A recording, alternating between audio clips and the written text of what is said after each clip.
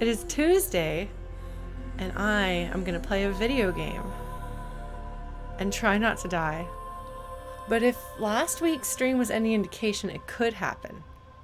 We didn't actually die last week, but it seemed like we might at a few times. No, I was going back through. I'm sorry it took me so long to put these up on YouTube for those of you who watch them on YouTube and were like, why did this take so long? I don't have a very good excuse. I've been very, very busy with work and stuff. But I was looking through the like clicking through trying to figure out what was going on so I could leave those chapters, which, like, again, like, if you're like, this should be a chapter moment, like, please, like, make a note of it and tell me, and I will add it to the YouTube thing. It's kind of a nice, like, refresher to be like, oh, that's what I was doing. Oh, and then there's the time that I shot a turkey and then the dinosaurs got mad at me. And then there was the time that I decided that I could scare off the horses by shooting one of them. Which is not how that went at all. Oops. But I didn't die. I just took the long way around. I wonder if they'll still be mad at me. What do you think? Do you think they'll still be mad at me? I'm not sure. Does their memory linger with, like, loading and saving? I did do a lot of swimming. That's true. I don't remember if I did the swimming before or after I won the ire of all of the horses in the world.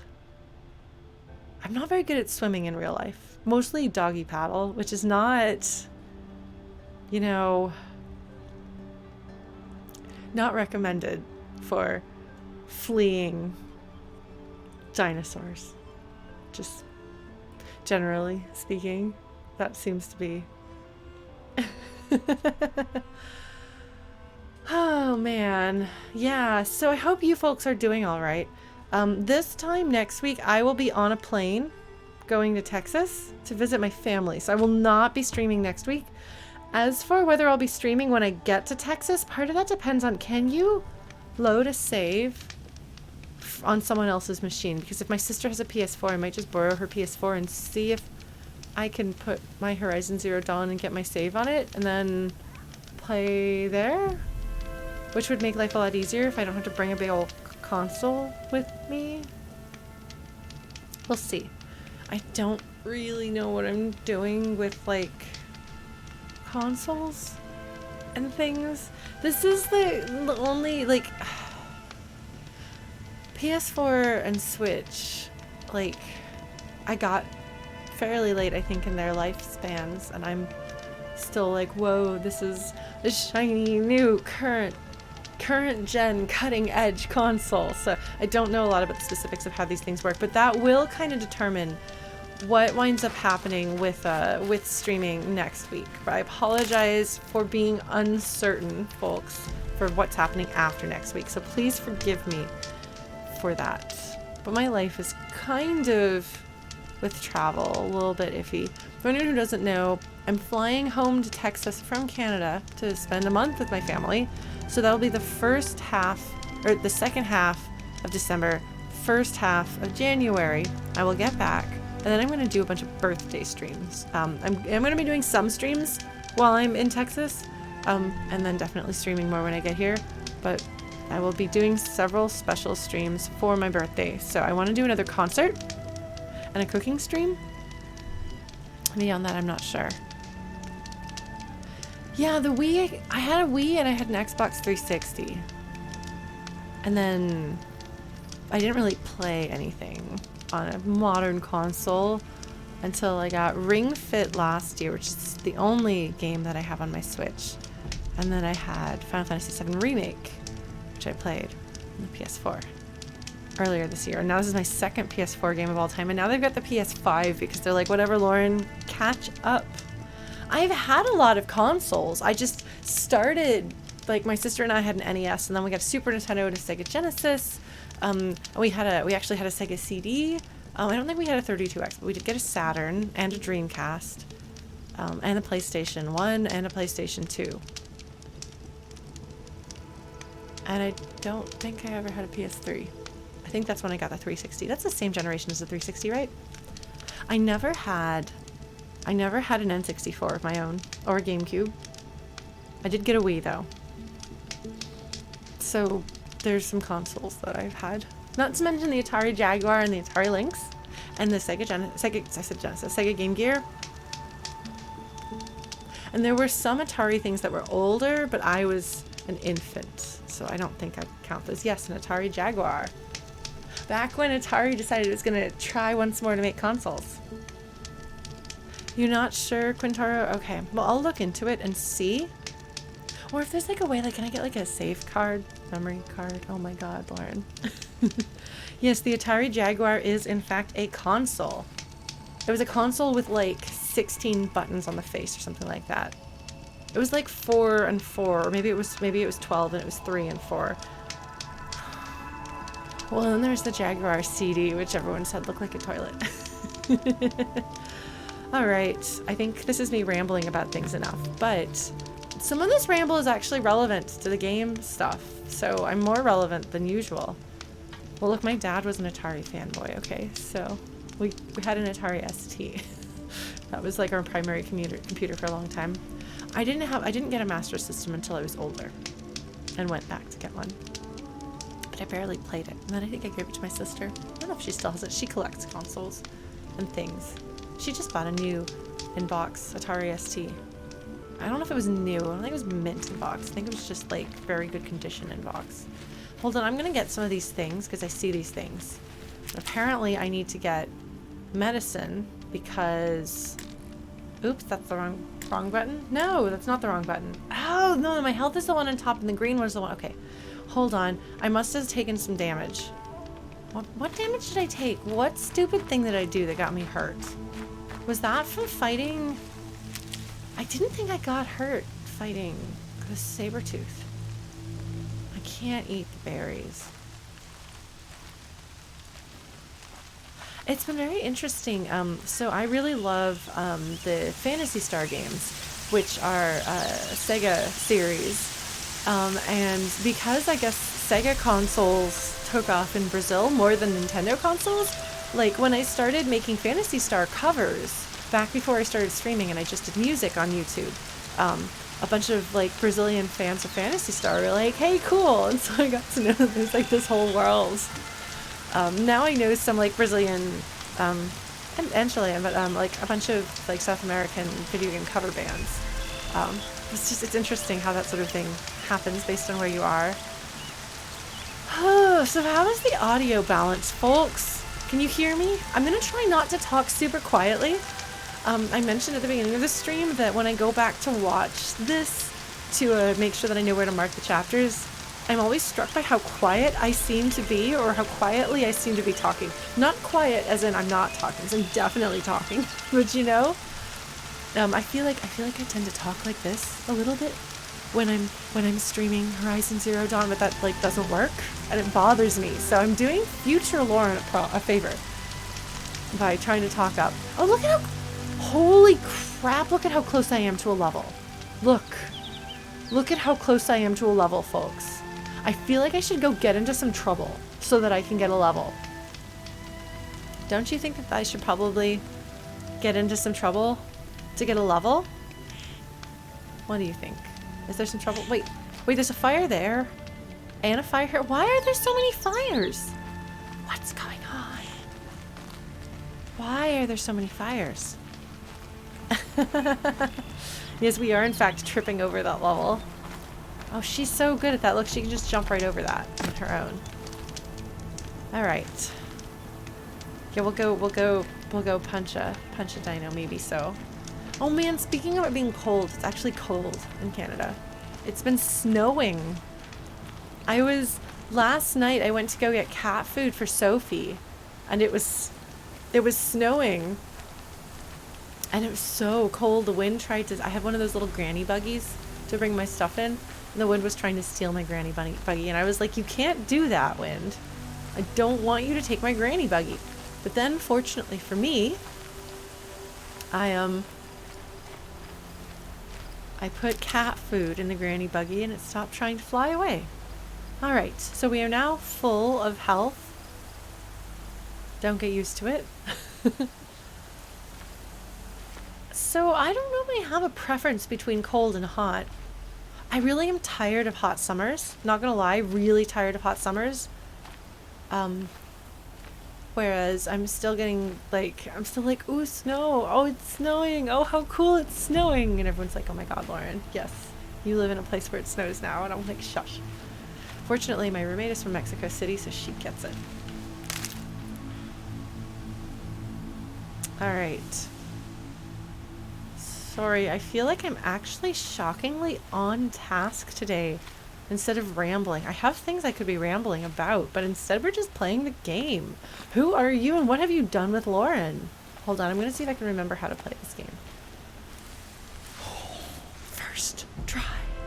I got the button on the first try. I'm clearly an imposter.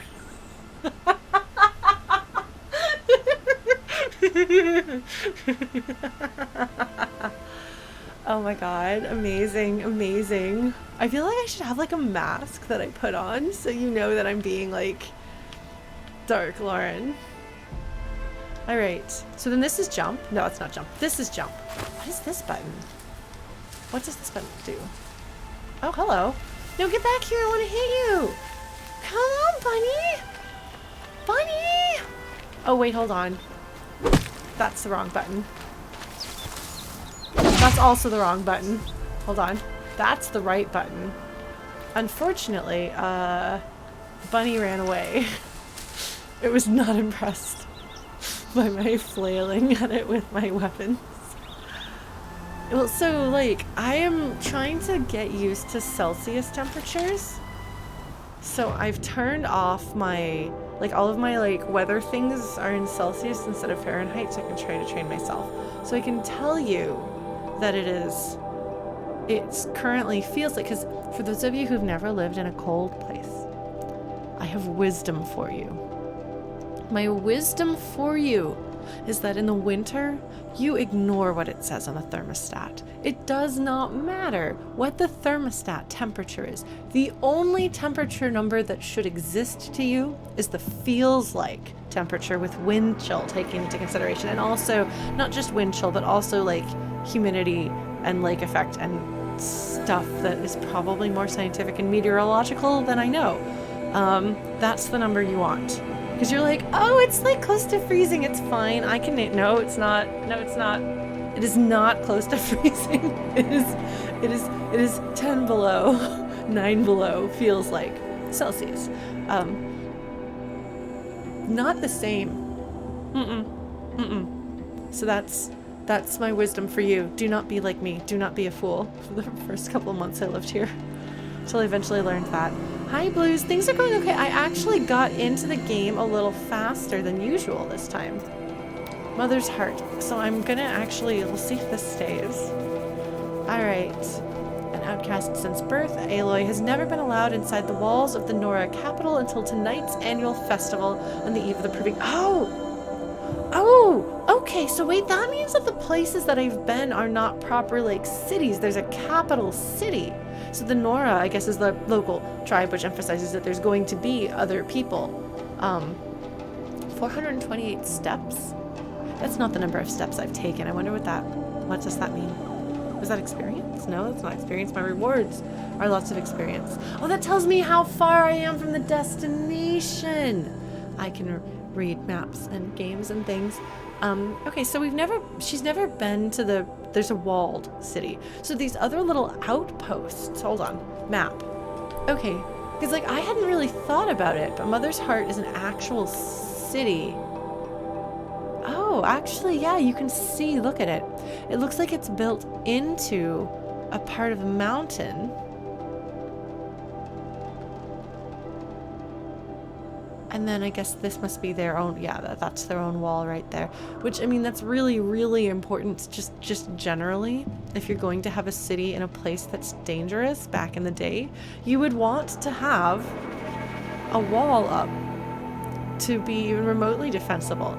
And having something like a mountain range to provide part of that wall is a great idea.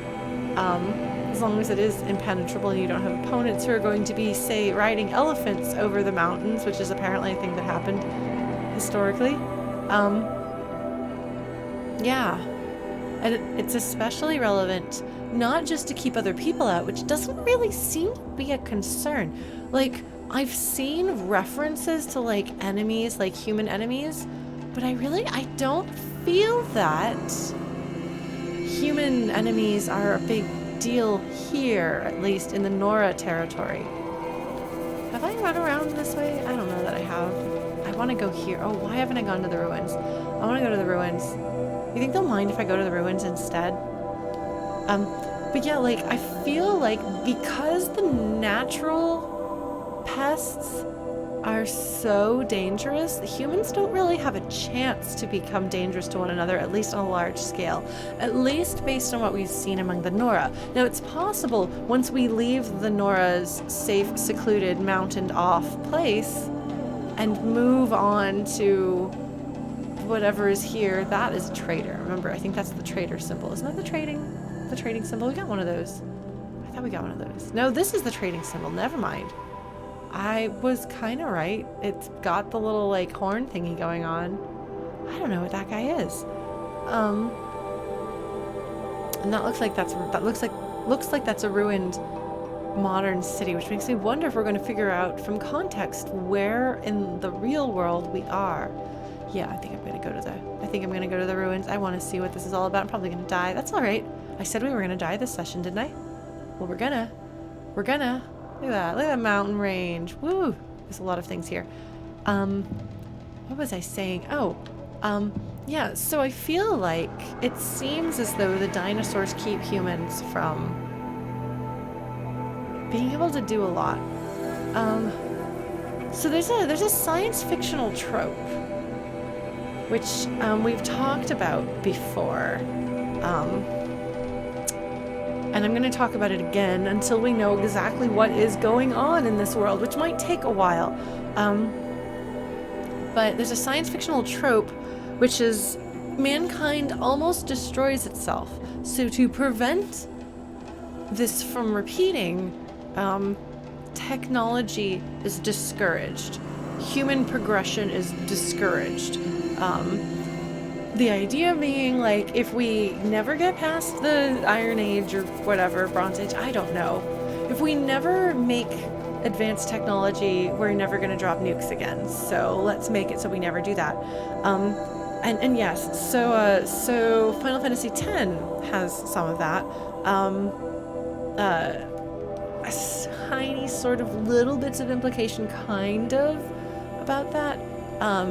In Final Fantasy VI, a little bit, but there's a lot of things that have that.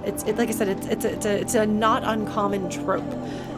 Tends to show up more in science fictional stories than fantasy stories. Final Fantasy X is fantasy, but it has, like, some technology in it.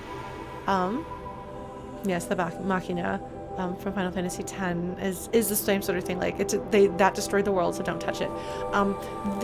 I believe that this game is going that route. First of all, we've seen we've seen the apocalypse happen. One of the first experiences we have in this game is encountering the echo of the apocalypse, which lets us know that prior to the apocalypse was the real world, presumably English speaking, presumably the US, based on some of the songs that people were singing, the specifics and the accents that they had. To me, it sounded as though they were in the US, and based on where we are, unless the climate has changed dramatically, we're somewhere in the northern US would be my guess.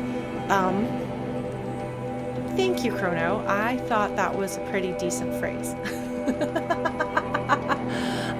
No, but so, like, we know that there is an apocalypse, and we know that we are past the apocalypse, so we are in fact post-apocalyptic. But I think part of what is, for me, making it seem very likely that they are going with a slightly more extreme version of, I don't know if this trope has a name. I'm sure TV Tropes has a name for this. Chrono, do you know the name of this trope? Chrono is the one who made I have a TV Tropes page, apparently, that Chrono made a few years ago. So enforced technology levels, is that it? Thank you, Chrono. So the Sleeping Bee, the reason why I'm saying the northern US instead of Canada is because there is at least one southern US person in the apocalyptic bunker. And so it could be somebody from the southern US who has immigrated to Canada, but to me it seems more likely that somebody from the south has moved to the northern US. So that's my thinking. Sorry, it's just this is the accent and the phrasing and the way that, like, there was I think there was a very gay southern girl who was talking to her one true love in her final apocalyptic recording. But yeah, so we know that, but part of why I think that this is going to be an extreme case of technology bad is because people don't write. They do not have letters. And that, to me, feels very, very strongly like technology is forbidden. Knowledge is forbidden. Like, how many... I mean, so the knowledge is forbidden so people can't write is something you find more often in fantasy than science fiction. But it's another trope. And I want to make it very clear when I talk about these as tropes, I'm not saying that this is like a bad, cliche, tropey game, so much as that, like, there's common shared human experiences and common shared human interests and common shared human stories that we find fascinating. And so you can use a trope unintentionally just because we are all people coming from culture and experience, and so things will rise up in us. Similarly, you can also use a trope unintentionally just because there was a particular story you love and it influenced you and you don't realize how deeply it influenced you. And you can also be like, I am aware that I'm using this trope and I'm either going to turn it on its head to subvert expectations, which is something that Toby Fox does very well, or you can be like, yeah, I really like this, so I'm just going to do it. Which is something that I'm doing with I've started writing a book, folks. See how long it lasts. I'm kind of scared to mention it because I'm a little superstitious when I'm first starting on a project. I don't want to talk about it too much and then have it evaporate. But I was talking to my roommate, really talking at my roommate, really just making incoherent phrasings at my roommate over lunch today. So it might happen. It might actually stick around anyway, but it's got some tropes and stuff in it, and I'm like, that's fine. I'm just taking all the things I like and shoving them together in a pile, kind of. Thank you, Blue Glass. It is, in fact, going to be that Delta Rune plus Neverending Story plus Wander Song and Free Guy and stuff, apparently. There's like a bunch of things where I'm like, wow, I can see the media that I've consumed over the past 2 years influencing how I'm tackling this. I don't know exactly what I'm doing, but last night I had a breakthrough. We're like, oh, this side tiny character that I was like, oh, I should probably have somebody filling that role. I'm like, oh, that's the antagonist for at least part of the book. That's interesting. I don't usually write antagonists. Cool. Yeah. So I'm very excited about it. You'll be, if it actually takes off, you will be hearing me talk about it a lot. I'm sorry. And for those of you who've heard me talk about the robot story for the past, like, 6 years, I'm sorry I haven't revised that so that people can actually read it, but, every time I try to revise it, I choke up. So it'll happen eventually. But in the meantime, this one will have a name, and we'll see whether I can manage to resist the temptation to give it a name, making fun of myself. Oh man. Oh man.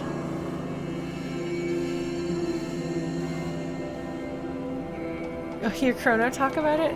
I mean, Chrono did volunteer to let me just ramble at him about it today, which I appreciate. I didn't take him up on that yet. Give me a couple of days to see if I can get past 2,000 jumbled, incoherent, out of order words. Let me tell you, it is hard to write the climax of a book when you don't know the characters, the plot, the setting, or anything. But I did it.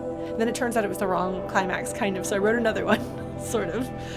It's a thing. I don't know. I'll keep you posted.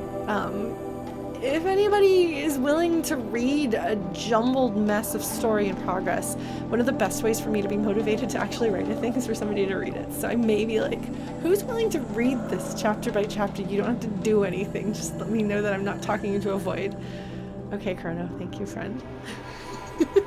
Chrono is my beta for my Final Fantasy VI fanfic, which, by the way, the latest chapter has been stalled because I'm writing something original, and I'm like, that is a valid reason.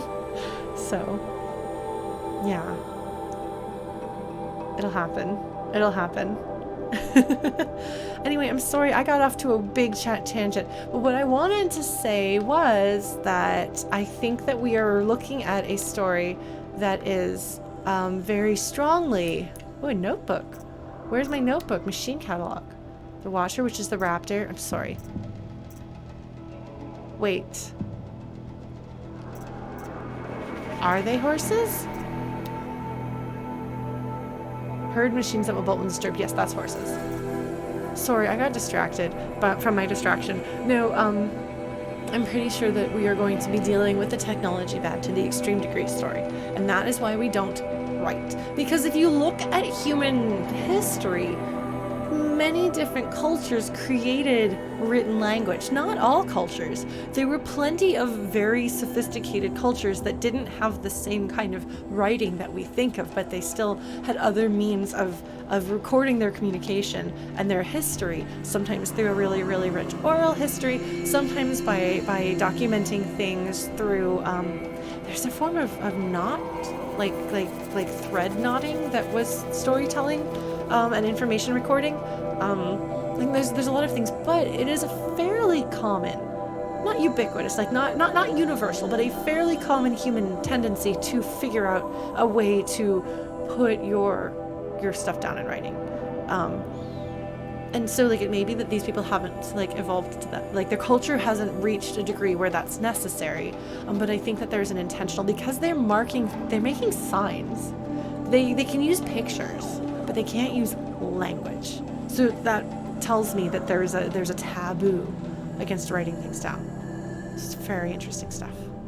So let's take a look at the scrapper. Like, I don't know. It looks really scary, obviously, but I'm not sure exactly what it's modeled after, like a tiger or something. Wait, hold on. Cauldron psi overrides, sigma overrides. This doesn't seem like information that Aloy has, so I assume this is something that her little device tells her. A hyena? Yeah, because like I can't tell if it's dog-like or cat-like, so a hyena is kind of sort of there in the middle, isn't it? Alright, and then we've got Sawtooth, which is clearly a saber-toothed tiger. Which is very exciting. The way it prowls is very cat-like. This is me being a cat, like Sophie. Sophie knocked over my Christmas tree and broke some of my childhood ornaments. I was a sad Lauren. It's interesting that these ones are like struck through. They must be special. That's the blue of the I think the blue of the Nora tribe. Collectibles, Frozen Wild collectibles, data points, game completion. Oh no, that number's not gonna be great. Interesting. Okay, look at that. I've taken out 2 turkeys. Yes, the robots scavenge parts. They take parts either from their own fallen fellow robots or presumably from like older things. But we're gonna find out. So we're not going to the plot. I'm sorry, folks. I want to go check out the ruins and see if any of my... Hold on, how many arrows have I got? 17, that'll do. Wait, what are you? A watcher. There's a turkey. There's a strider. Oh shoot! Those are the horsies. Okay, we're gonna be really careful because the horsies are bad news for me. I should be able to get my level off of this, I think. Sometimes you get levels for... No. Okay, never mind. I thought you guys sometimes got experience for that. Because I don't want to, like, anger the dinos by killing a turkey. But I want a level, and I want to kill a turkey. Head first into a boulder.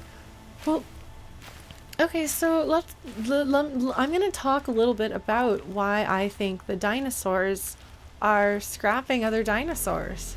Because that's definitely a thing they do. Hello, birdie. You should be glad that I don't want to make the dinos angry. Because otherwise you would be a dead turkey. It looks like it's actually becoming nighttime. Like, is the sun actually setting? Is this actually a thing that happens, or is this the story that is the story because we're heading, I guess story-wise we're heading towards nighttime. So that makes sense. Head first into a boulder. You'd have to be pretty hard-headed for that. Okay. Wow, it is definitely getting darker. I wonder, I know Sherlock, it's gorgeous.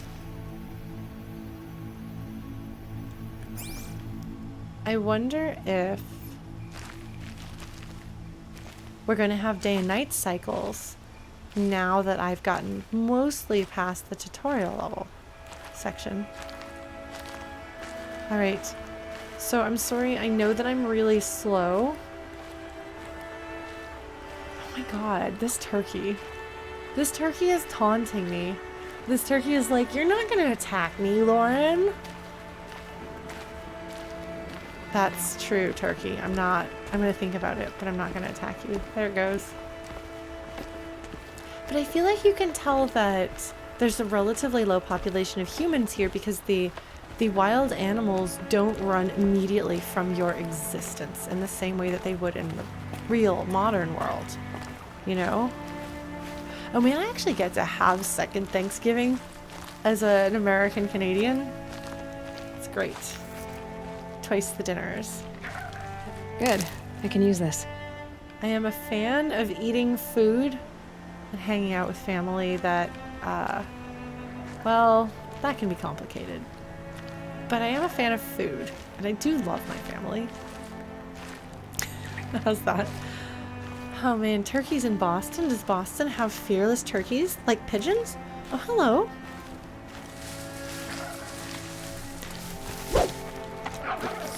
Well, that didn't go well. Alright.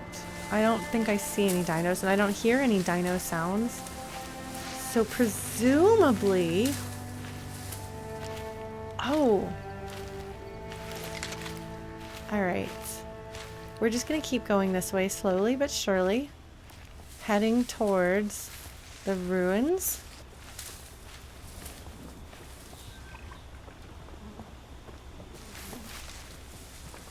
Oh, that's a piggy. Nope, there's dinos. Where's the dinos? Where are you? I hear you. I see a bunch of piggies. Where's the dinos? Oh, goodness. I just went right past those dinos, didn't I?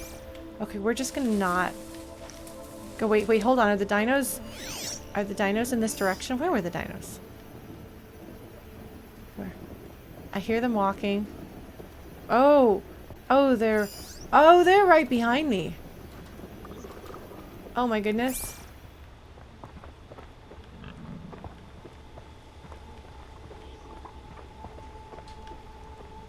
Hold on.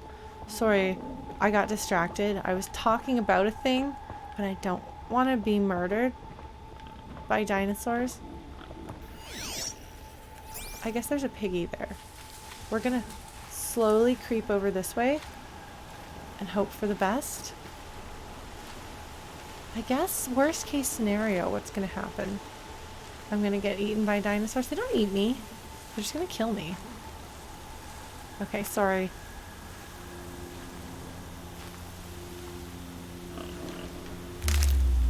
Oh geez, that's dinos. Where's the dinos?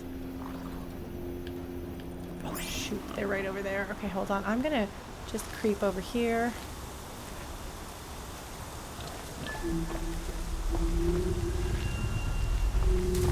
Okay. Whew. The music gets pretty scary when there's dinosaurs. We're pretty close there though. Are the dinosaurs gonna be guarding it? That would be really interesting.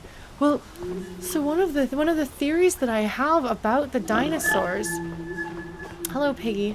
One of the theories that I have about the dinosaurs is that they are intentionally here to keep humans from getting too technologically advanced. If you keep like the big scary threat, people have to unify against that big scary threat, which is totally a plot thing that I use in stories a lot. Because I find it very interesting as a villain motivation. I like villains who are doing something for what they think is a good reason much more than I like villains who are like brr, I'm evil. There's a time and a place for brr, I'm evil. Oh shoot. Oh shoot. Do you see me? Do you see me? Or you just hold on. Hold on. I gotta admit the temptation to headshot those guys. How many? No, but you got a buddy over there. If it was just the two of you, man, I could take you. But there's three. Oh shoot. That guy's close enough. Okay, it's good to know. Hold on. What is your path, buddy? How close to me do you get? Not super close. Okay. Hold on, sorry. I'm trying to talk about a thing, but okay, we're gonna go this way. Slowly creeping carefully away from the dinos. But I kind of wonder, like,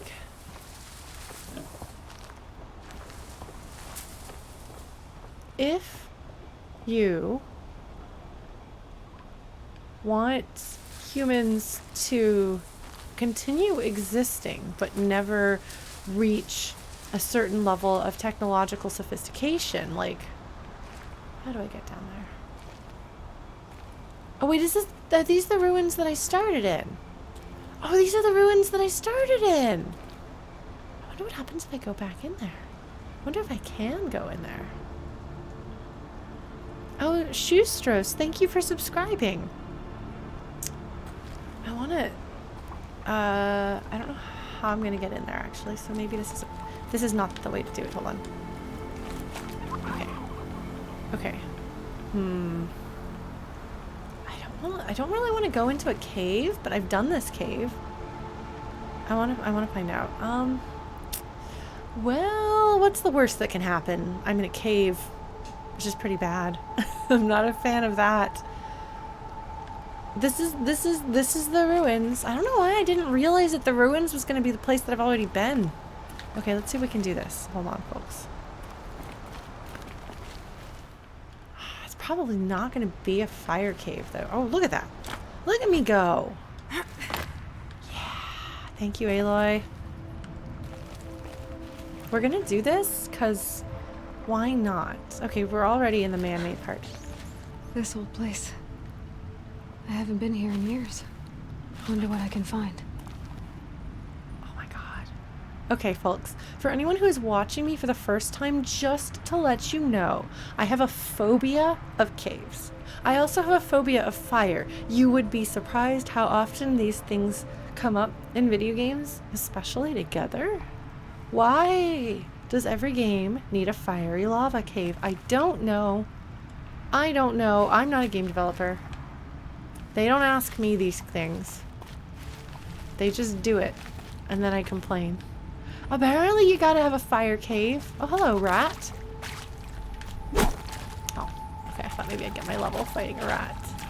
Hold on. I actually know how to do this thing now, which I didn't last time I was here. Hello, rat. Hello, rat. What? No rats? Rats. It's playing the dino music. Are there dinos down here? Oh my god, I'm gonna die, aren't I? I don't want to fight a dinosaur in a cave. I really do not. Really not high on my list of yes, let's do this. Okay. But yeah, so I kind of feel like the dinosaurs are here to keep humans down. The music got really scary. It's interesting because I don't think it played creepy music while I was here as baby Aloy.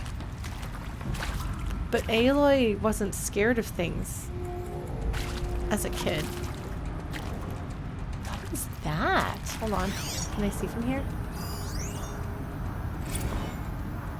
Have I done this one already? Shall soon dissolve like snow. The sun forbear to This is Amazing Grace. shine. But God, who called me here below, will be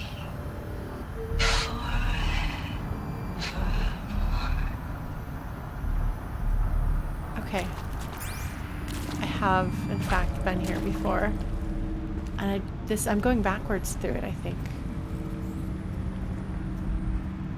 Yeah, so I don't know if American spirituals are prevalent at all in Canada. But like there's a number of people who seem to come from like Southern American or African American traditions among the scientists here, which is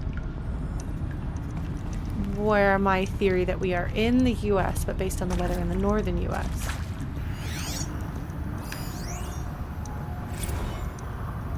So there's a second chance of doing this if you didn't do this before. Hold on, did I do it wrong? Did I do it wrong? Oh, hold on. Sorry, folks. I know we've listened to this before, but we're going to listen to them again. I hope you're alright with that.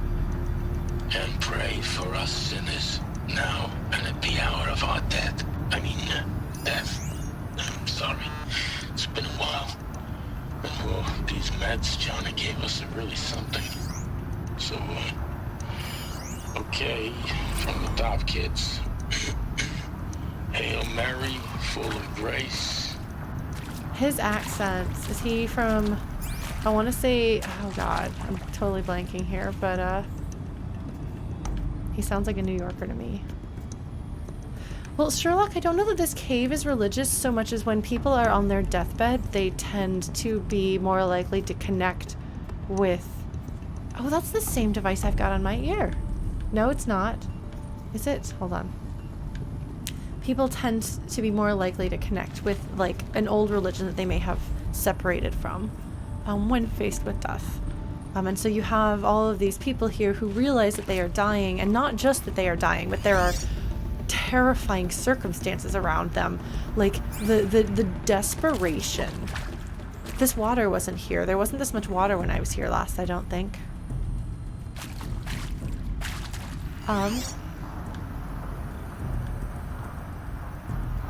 But given the circumstances and the fact that it seems as though they were desperately trying to accomplish something that meant that they stayed here to finish it instead of living out their last hours with the people that they love, which seems like it was a hard decision to make. But they were doing something that they thought was important, that they perhaps want to believe that there's like a divine force making sure that it'll succeed, a divine force making it all worthwhile, a divine force making there be some reason to have hope, you know? There is a dino path, but I think that is... Can I... Okay, I'm gonna deselect that dino path. Hopefully I don't regret that.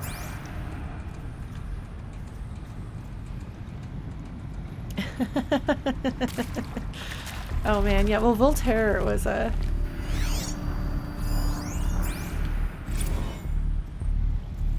Sorry, the music seems to have gotten more ominous. This is a lot scarier because Aloy has enough perspective to have some sense of something instead of being a tiny child. Sorry, we're gonna listen to these again. Seriously? Record our thoughts for posterity? Great idea, Director Evans. Like I haven't done enough for posterity already. Like I wouldn't be here like this if not for posterity. Yeah. I'm done with posterity. Posterity can go. Yeah. Yeah, so again, he is, I mean, understandably, got some regrets. But what they've done here has been to... Oh, hey, Sean, thank you for raiding. What they're doing here is something that they think is for people, you know, for the future of mankind. Whether that's true or not, in practice, we don't know. But hold on, there's a person. Hold on, can I? Do you have one? Do you not have one? Do not all of you have these? Well, I'm sorry, your raid is very chill, and yet I am in a very not chill part of this game. I was here earlier with Aloy as a child. I wanted to see, because there's a person on one of these upper bunks, and I was wondering if there was any way I could access their stories if they have stories, but I guess I would have been able to pick up on it if they had one. It looks like the way they went was pretty terrible. Like the fact that they were drugged to make their last minutes less bad. Recording their final thoughts. Hoping that somebody would survive and be able to get this information, you know? And Machu Picchu. Here we go. Always wanted to see that. Never did. Why didn't I go with Owen when he asked? Stupid. Should have gone. Well. The way that they, like the voice acting. So something that I think is an intentional decision, when the people in Aloy's time talk, there is this like almost affected way of talking that they have, that coupled with like something about their faces like feels a little less real, a little less natural, a little less familiar. But given how incredibly natural and normal and familiar the voices in this sound, I don't think it's anything to do with the quality of the voice acting or the voice direction. I think it may be an intentional decision. The people in Aloy's time aren't going to talk the same. They are, I mean, not only do they not have the same things, same kind of things to say, but they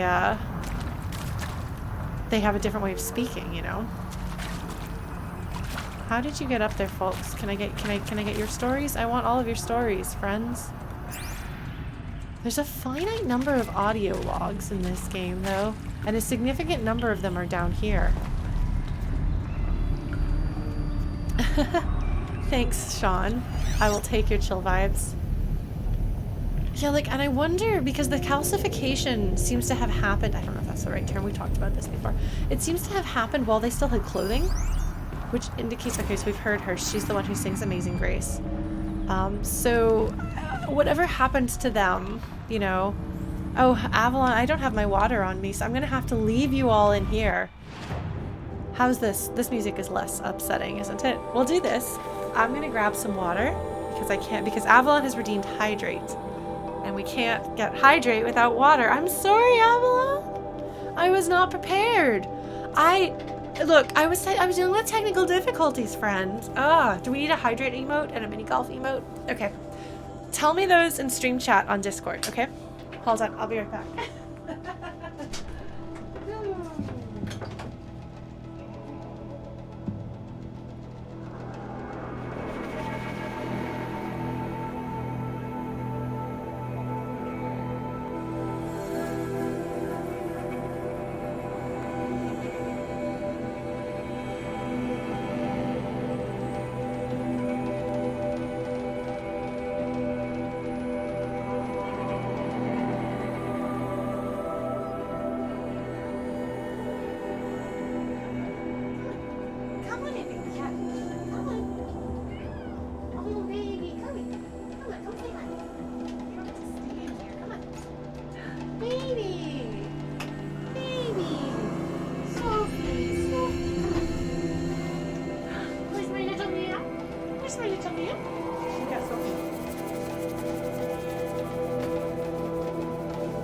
Did you hear her?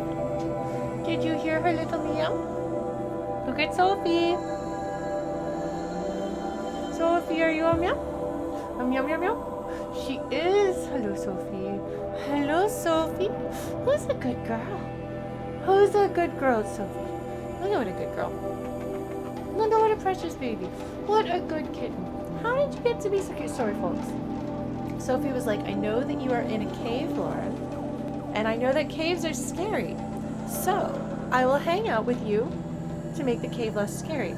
Having a kitty friend does make things less scary. Look at this precious meow. Look at this precious meow.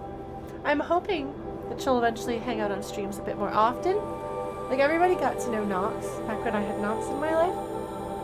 And Sophie is such a good cat. I want to share her with the world. Look at baby. Look at this baby. Look at this baby. It's Sophie o'clock. I will absolutely be putting this as a chapter on YouTube so folks can just be like, cat.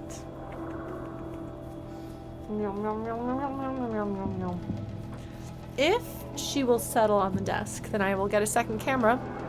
We can have cat cam. I feel like you folks might appreciate cat cam.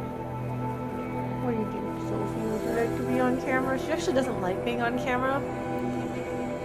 But cats don't get to say no to having cameras.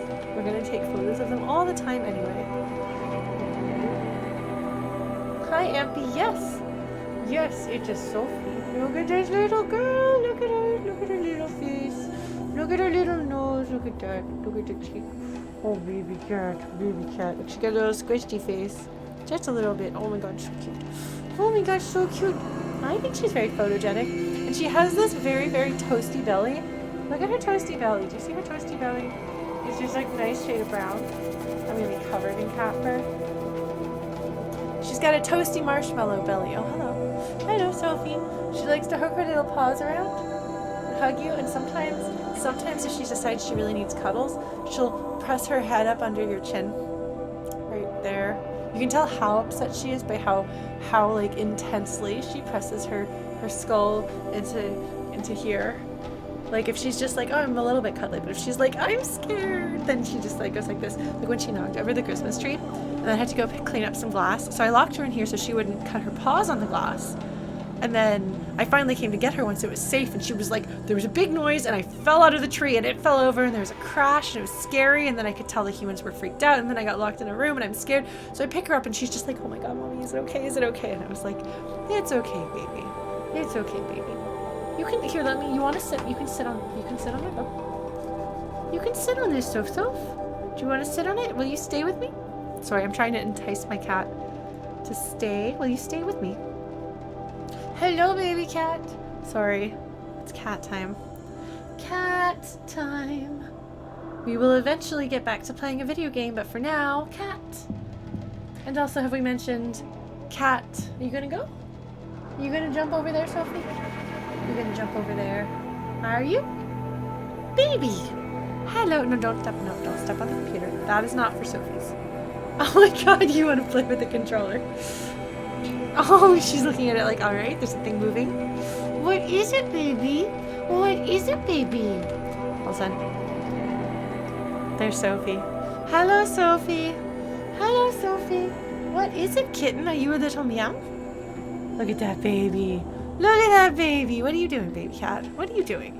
You don't know. You don't know, but you're a kitten. But you're a kitten. Alright, I'm gonna drink some water while you admire my cat. But to prove that the water is happening. Oh, would you like some water? Sophie, you gonna hydrate? You can if you want. Do you want it?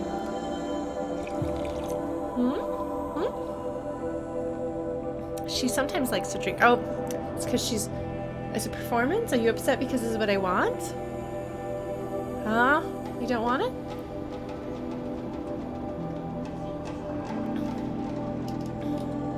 Sophie. Hello, baby. Hello, baby. Alright. You'll notice that she is sitting on my planner because it is not the desk. Oh no! I made her self-conscious. Now she's leaving. She doesn't like being on camera, I told you. She realized that the camera was pointing at her and she was like, no, not allowed. Sorry, Sophie, baby. Sorry, baby. I am disregarding your lack of consent about having your photo and video recorded. Alright. cat time has at least temporarily passed, leaving us once more. Sophie, what are you doing? I mean, we are. Oh, what is this?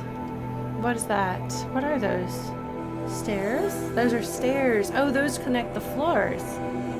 There's other floors. Okay, so this is the top floor, which is also known as the ground. Okay, so we're on this floor. We could... Oh, there's a section I didn't go before. I wonder if I can get there now. There's a few places I didn't go before from the looks of it.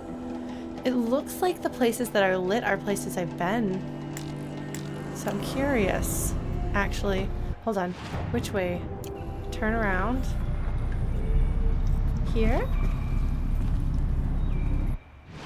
No, that's not the right way at all.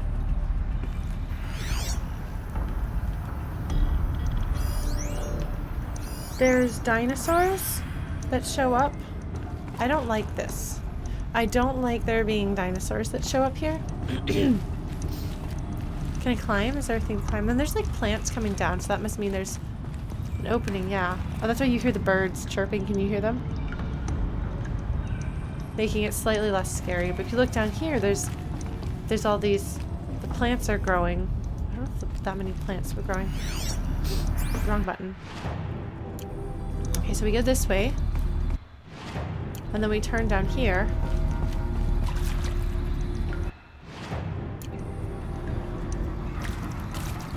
Have I looked here yet? I'm sorry, folks. I'm doing this like in some messy order. You. Okay. Oops, that's not the button I meant to hit. Which way? No, the wrong button. This way? There's a thing? How is there a thing here? Maybe it doesn't connect there, but...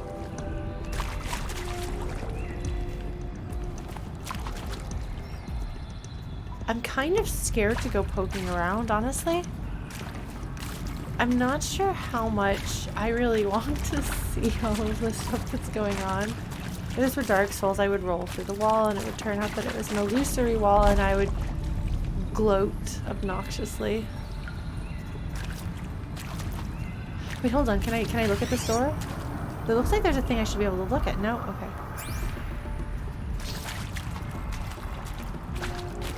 Yeah, I'm definitely having trouble with the maps in this game, but that's okay.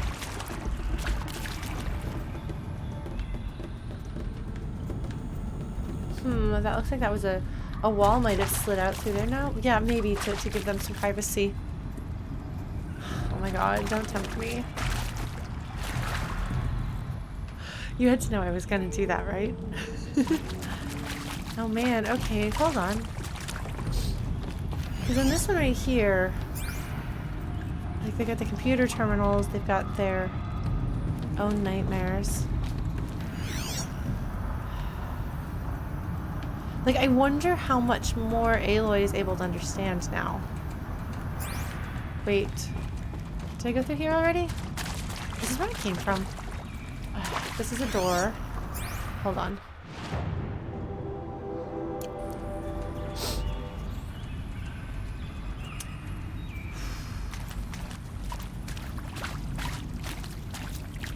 Is this where I came from? This looks like, I think, where I came from?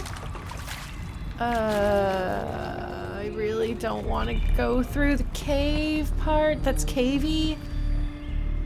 I really don't want to go through the cavey cave. The cavies. I really don't want to do this. It's a cave. Folks, the music got scarier. Maybe it's just that I'm more scared. Hold on. Hold on. Hold on. We're gonna just do this. This'll let me know if there's a scary thing, right? Right? I did say. Oh, I think I hear the piggy up there? Yeah, I think that's a piggy.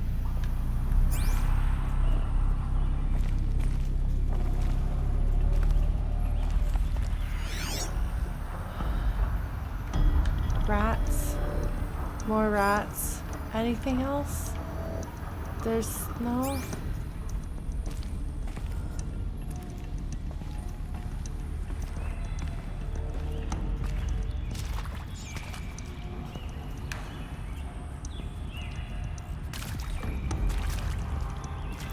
Oh my god, are you serious? Do I have to? Maybe I can't. What's down there? Do you hear? There's dinosaurs.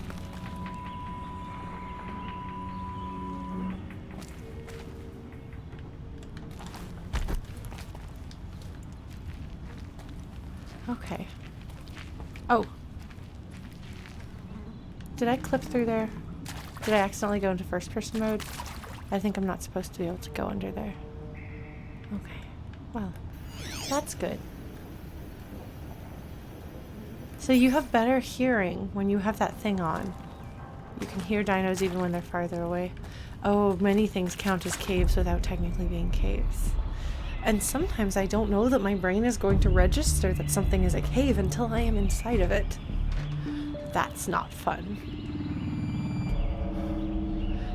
There was something I was talking to people about recently, or I was like, oh yeah, my brain decided that that was a cave.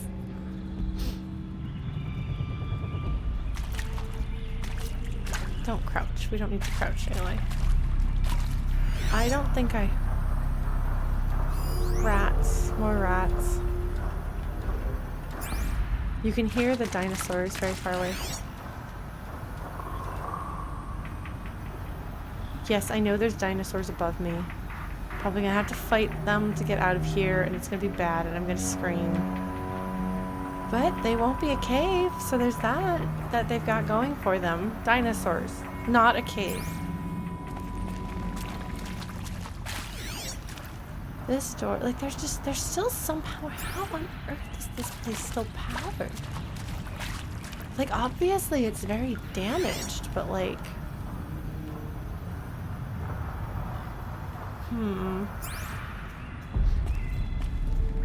You can hear those birds.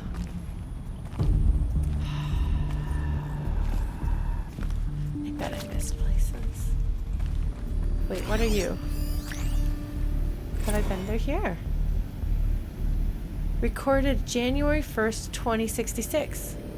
I don't think the other ones have told me when they were recorded, have they? If they did, I didn't notice. Is it the first one that I saw? One of the first ones that I saw when I first came down here? 2066. Can I play it?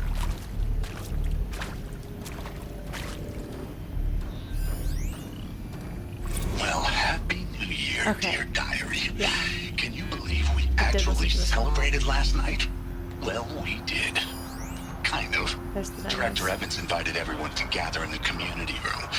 Don't know where she got the party hats. That was a ghoulish touch. So there we sit, watching the clock tick down to midnight, and I'm thinking, am I the only one who gets the symbolism of this? It might have been worth it if Skylar had gotten drunk Oh my again, God. but I seem to be a mistake she doesn't want to repeat. Now I know who Skylar was. She was the one who was wishing she'd gone to Machu Picchu. This is the break room. Look at this. That's a coffee machine. That's totally a coffee machine. You can't tell me that's not a coffee machine in some way.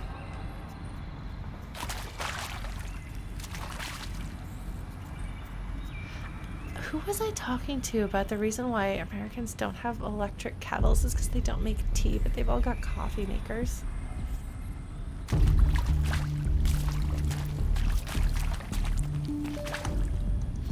So this is a break room. This is the table.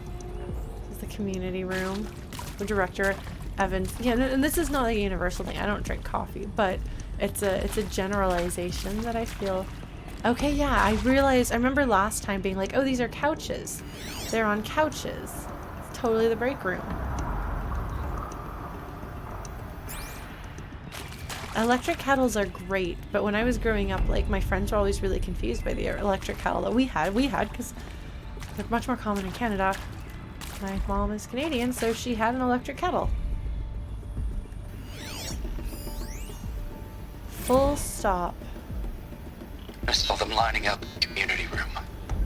Like cattle in a slaughterhouse, but smiling at each other. I don't know if I want to listen to this one handing out again. meds, like being alive is some kind of pain to be eased. Well, not me. I remember how that one ends. Sorry, folks.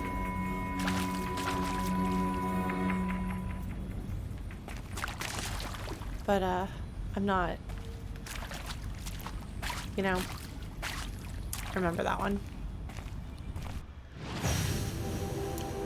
Okay. Well, that's, what's through here? Oh, okay. Or I could just jump into their window. That's a good idea. Aloy. Some people use the door. Not Aloy. Okay, wait, so have I... What else is down here? There's gotta be more to it. Okay, we're just gonna...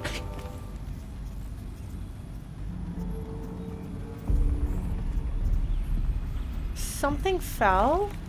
And I don't like it. It could... If it could not fall again, that would be great.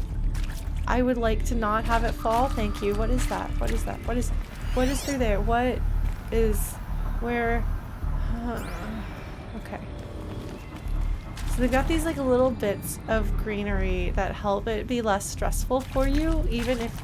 Yeah, that's not good. This whole place is gonna come crashing down at some point, maybe. I don't know, though. It's a pretty well-made bunker. Okay, so... It appears I cannot go through this door. Oh, wait, no, I can. I'm big and strong now. I couldn't do this as a child. Whoo! Alright.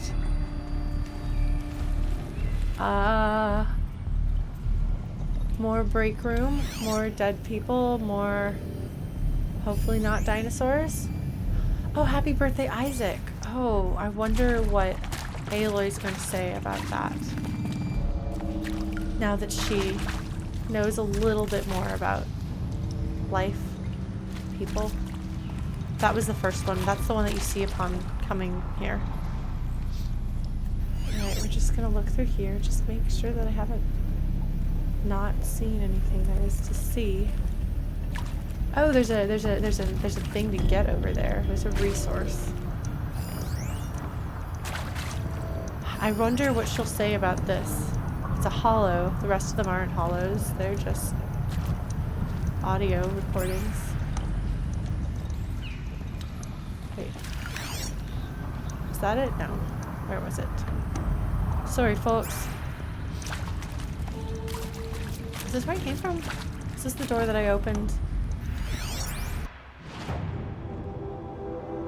I don't remember. I'm really bad at directions.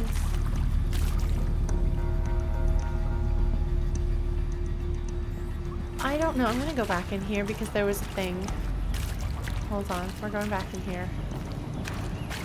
Oh, wait, hold on.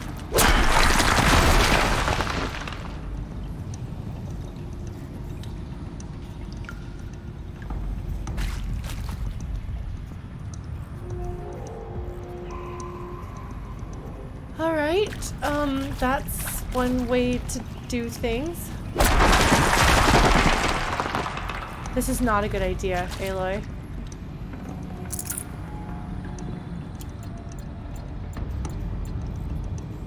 Metal vessels, like all these things. Supply crates, huh? What is that?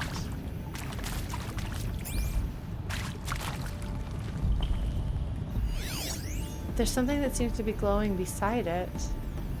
It's showing me that there's stuff in here. What are you doing? Chill water. So a nice touch here is because these like machine things are like kind of real world contemporary things interpreted by a society that doesn't understand them. You can use them. Like, you can find these things here in Aloy's, like, oh, I know what this is. Or put it in the context of things that she can understand. Anyway, so this is an old supply room. Alright, so apparently I can break those, which I'm sure is not going to cause all sorts of trouble for me. That is flickering a lot. Oh my god, okay. Is there anything over here? Did I look through here already? Probably. I guess I have to go back up then and hit some things and probably bring this place down on me. Aloy, I don't think that's a good idea, honey, but I'm still gonna do it. I'm sorry if I get us both killed. Bunker door. Heavily shielded. Seal integrity maintained. That's interesting. That means that the door can seal behind you. That's where I came from, though. So I think it's not going to.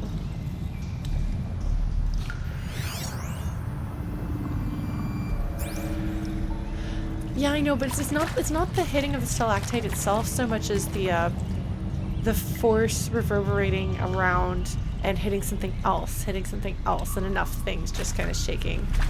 I don't think it's going to be a cave-in because the bunker, I mean, it's a bunker. You know? Like, bunkers are meant to be... Where is the happy birthday Isaac? Where? I thought it was... Where? I thought... No. Okay. Yeah, well, so that's a good question, Avalon, and like, you've got to wonder, like, did they build this bunker anticipating some of what wound up happening? Okay, so I can't break this one. This one is too much for breaking. Alright. Well, hopefully I can't just break my stick. Can I go this way? No. Okay. Huh. That's interesting, though. What was I gonna say? Like, was this originally a bunker for some other purpose that got repurposed to try to save the world and what they are trying to accomplish? Or, wait, hold on. What? What was, there was, I swear there was something. Wait. Oh, it's just the bunker door. Psh. Bunker door making me think there was something for me to learn about.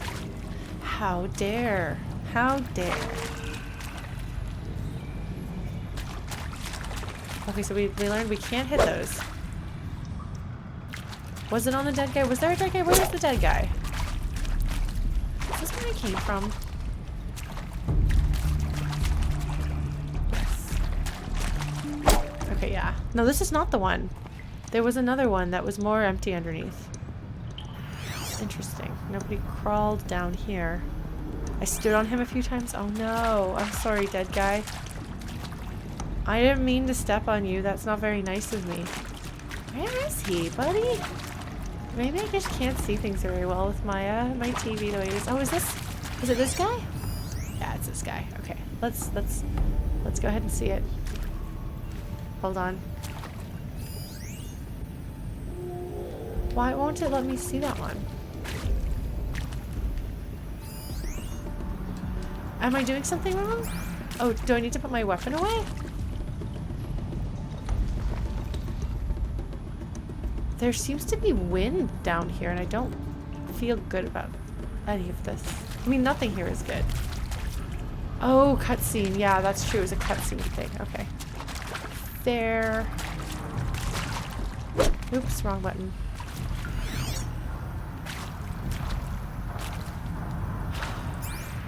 It is a very different experience coming down here as Kid Aloy. Actually, I'm gonna run back to the other side if that's okay with you folks. Sorry, buddy. Okay, this way? Is this the right way? Okay, yeah, we're gonna make sure we've done everything that we can do on one side. Okay, so if I hit this? Okay, no. Look, you can't fault a girl for trying. See if there's anything else I can do up here, because I suspect these are going to be two different sides of things, and if I can hit things and open up pathways, there might be some other pathway maybe that I could open up. I don't know if there looked like there were any stalactites in my way that looked potentially small enough to strike through with my little stick. Little sticky stick. Yeah. Hold on, hi rat. Hello rat. So this is where you came in. I'm doing super well here, I feel. All things considered. So what else is down there? Oh, I could jump down there. I'm not going to do that right now. I'm not gonna do that right now. I'm gonna chase these rats. Bye, rats. That's probably gonna end badly when the master rat decides to take me out. You gotta be careful messing with little rats. You never know when there's gonna be a big ol' rat who comes after you. Alright. Now. Wrong button. Turn to the right. This way. Right. Right. This way. There must be something kind of novel about just being able to run around. Like, I feel like in a world where dinosaurs might attack you if you make too much noise, like running freely just doesn't seem like a thing you get to do a lot.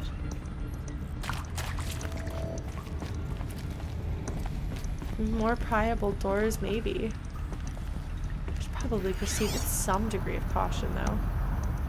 I didn't have the little device when I was this way before. Well, maybe I did. Maybe I backtracked. Maybe past Lauren was smart and was like, I'm going to backtrack and look at everything. Yes, an ROUS would be a bad idea for me. Alright. Hold on, there was a... That area back there. I wonder if I can find a way into it now that I'm older. That is a green thing.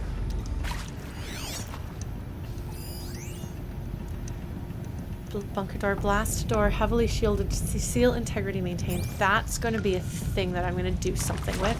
Oh my god, oh my god, oh my god, oh my god, oh my god. Something would have heard that if there's anything to hear me. You know, people in a walled city are probably safer, but like Aloy's never been there, so... Okay, so that... Oh. Text mail from Director Evans. Data corruption minimal. All good things, which is also the name of the last episode of Star Trek: The Next Generation. Synthetic lithium power source from military grade hololock. Supply crates, supply crates.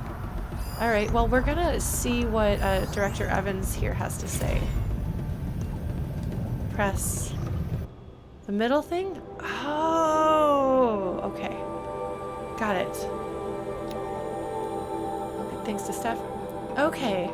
I regret to inform you that our worst fears have been realized. The Wichita salient has collapsed. Our position will be overrun in less than 24 hours. As I'm sure you understand, exfiltration transport is not available. If you wish to abandon the facility and try your luck on foot, you may do so. Lock 2 will unseal at 2100 hours. Remain unsealed for 15 minutes. Godspeed.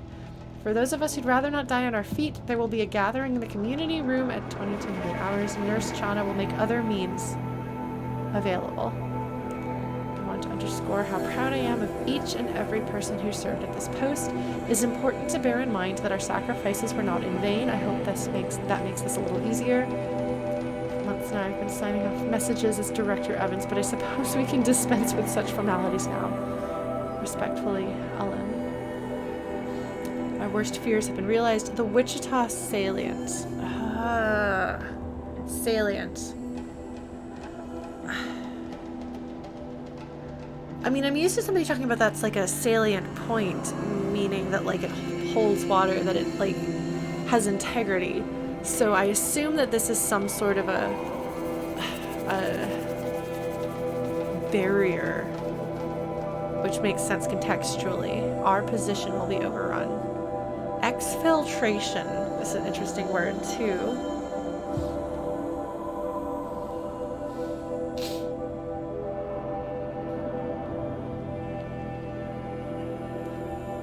So I don't know where Wichita is. I know Wichita Falls, which is in Texas, but I don't know where Wichita proper is. Kansas. Oh, I think you're right. Salient, a piece of protruding fortification. Thank you, Jando. Yeah. She's like, if you wish to try your luck on foot, you may do so. Godspeed. And for those of us who'd rather not die on our feet. I mean, there's a certain dark humor that she has here, you know?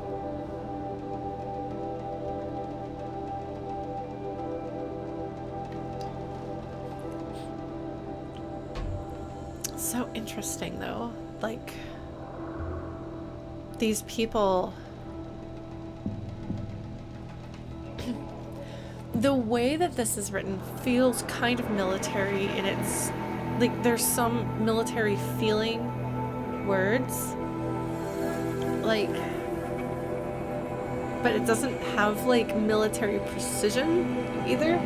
Like, I feel like this is something that is that level of, like, organized and... what's the word? Stratified isn't the word I want. I don't feel that this is the military. Certainly not the US military, unless things have changed. But yeah, so... Position will be overrun. See, like, overrun sounds as though it's some sort of, like, an enemy. But I don't think that, I mean, this doesn't feel like an enemy attacked here. This feels like they had like some sort of a barrier thing to shield, keep out whatever like the chemical agent is that's destroying something.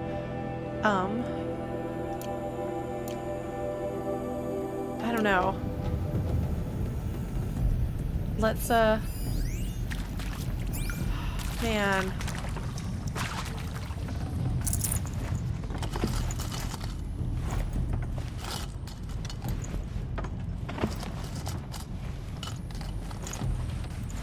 The salient, also known as the bulge, is a battlefield feature that projects into enemy territory. The salient is surrounded by the enemy on multiple sides, making the troops inside vulnerable. The opponent's front line that borders a salient is referred to as a re-entrance. That is an angle pointing inwards. That's interesting. Man, there's a lot of resources here. Sparkers. God, there's a lot of... Holy crap, there's a lot of resources. Wow. This is a lot of stuff. Oh my goodness. And of course you could just not take stuff. You could just not come here maybe. Wow, those are some... That's a lot of stuff. Yeah, thank you for typing that out for us. Yeah, I don't know if it will be giving away things either. I don't think that... Like I said, I don't actually think that literally they've been like attacked. I think it's some sort of a chemical agent or something that... Whatever it is that has... whatever it is that has calcified the people here, for lack of a more technical term. I suspect once I take this power cell, I'm going to be able to use it on that door and find something else. No, it's okay, Avalon. Like, I feel like having a dictionary definition of a term like that probably won't spoil the story. Yeah, well, see, Blue Glass Lake, you could be like they were attacked by the robot dinosaurs, but they don't look like they've been attacked by the robot dinosaurs. I feel like the robot dinosaurs were something else. I mean, maybe the robot dinosaurs were created to turn back whatever the enemy is that our people here are fighting, and then the robot dinosaurs go amok.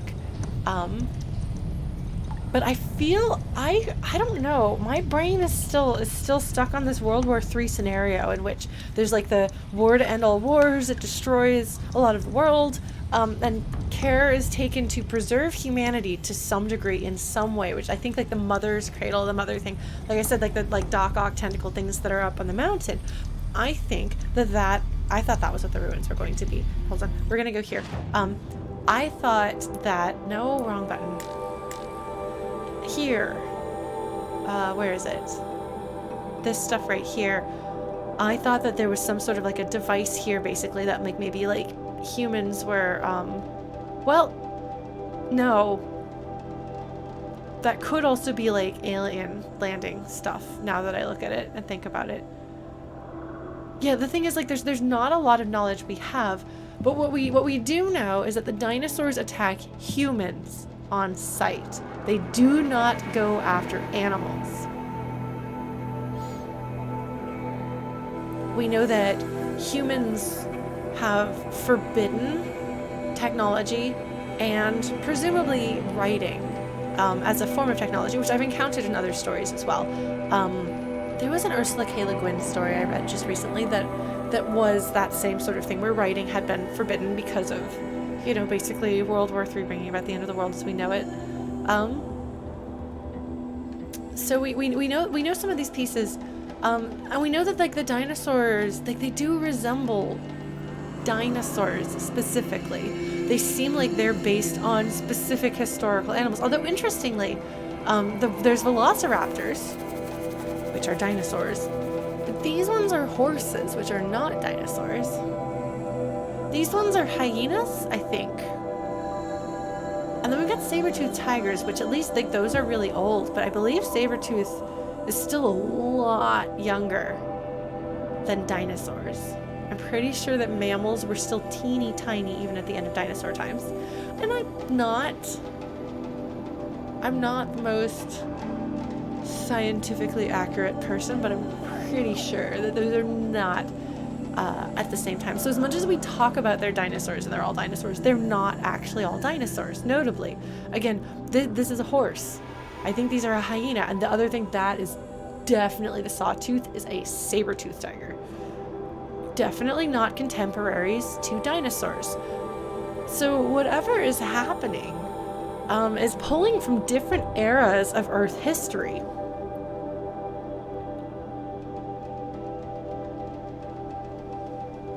Yeah, 63 million years apart, no big deal. That's more than a rounding error. So I think like it's safe to say that dinosaurs, as we think of them, are not going to be significant. Because there's the velociraptors. There's probably going to be a T-Rex. Because there's going to be a T-Rex, folks. There's going to be a T-Rex. There's no way there's not going to be a T-Rex in this game. There probably is one on the cover of the game. I haven't looked at the cover of the game. But there's going to be a T-Rex. But I think that the majority of them aren't actually going to be dinosaurs, because the majority of them so far aren't dinosaurs. I mean, I guess there's maybe a few more of those guys. Yeah, they can't not have a T-Rex. There's going to be a T-Rex. I mean, okay, so when the T-Rex shows up, I'm be like, I told you there was a T-Rex, and then I'm going to like be like, oh no, there's a T-Rex, I'm going to die, and then I'll die. And maybe scream a lot. But I will definitely be like, I told you there's going to be a T-Rex. If there is no T-Rex in this game, there's going to be a T-Rex. There's going to be a T-Rex. There's going to be a T-Rex. No, but like, so like, you know, I had thought that this was...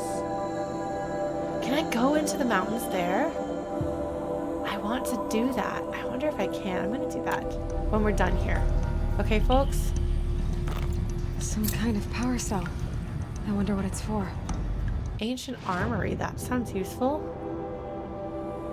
An ancient suit of armor lies in a ruin of the old ones, visible but out of reach. Oh, man. I love the juxtaposition of the old ones, and then they're so mundane and real, because the people that we hear, like, you know, we hear beautiful, heart-wrenching and profound messages, but we also hear people being petty and hateful and like little human things, you know, relatable content, hashtag relatable.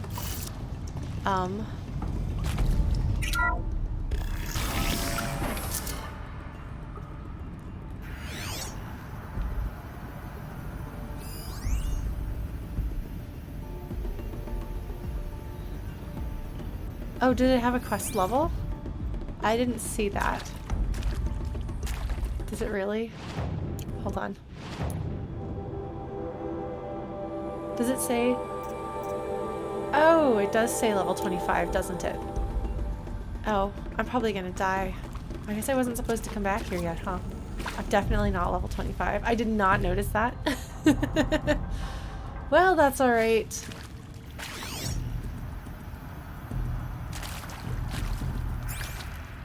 I'm just really curious, folks. Okay. There's gonna be a boss at the end of this. And maybe it'll be the T-Rex. Okay. been through here before. Looks like there's birds. Bats! Bats! I came through the bat room, didn't I? As a kid, I came through the bat room. This is like the first room that I came through. I was scared of it. Because caves.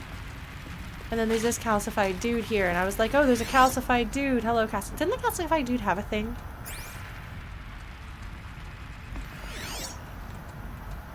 See, yeah, because here's the thing where I was like, this is a CAT scan machine from the looks of it, you know? Like, what's going on? Is this a medical thing? Are they doing experimentation? Use the bat room? Oh my god, Chrono. Oh my god, Chrono. That is a terrible pun. Oh, so was that dude the one who had the thing that I have? Look at this. There's something really beautiful about the flowers growing around the technology. You know, nature reclaiming its own.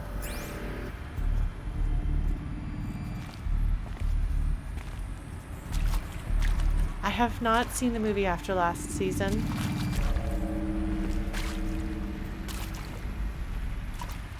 If something is scary, I haven't seen it, basically. Can I go up here? Oh, I can. I'm really, concerned. Is this where I came from?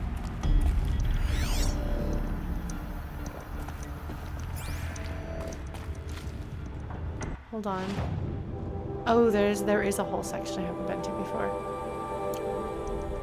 Oh. What were these? I wonder.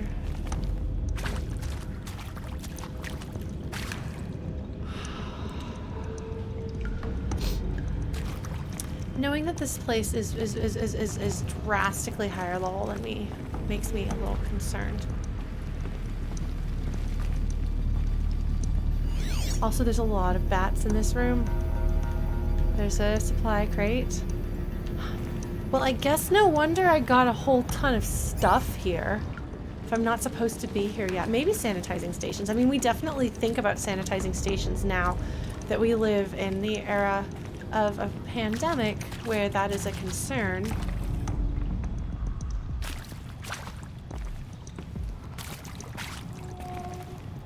Have I been here? Is this where I came from?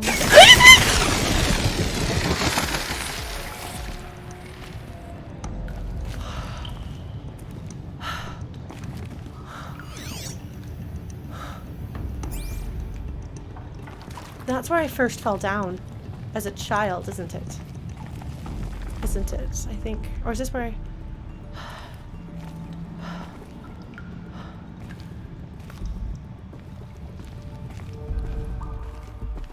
Okay, well...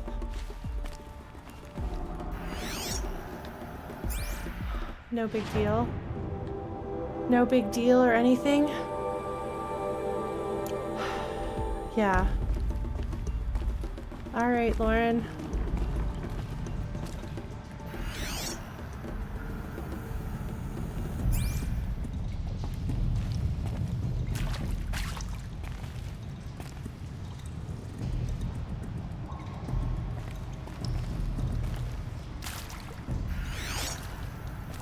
Oh, is this the start? Is that why it's so much more cave-like looking than everywhere else that we've been? So these are definitely breakables, but I'm kind of scared of breaking things. Did you hear that?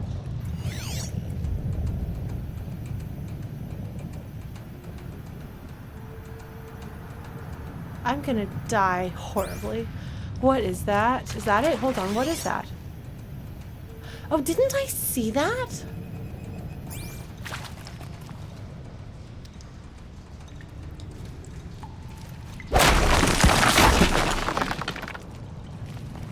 I'm gonna die. Are you ready?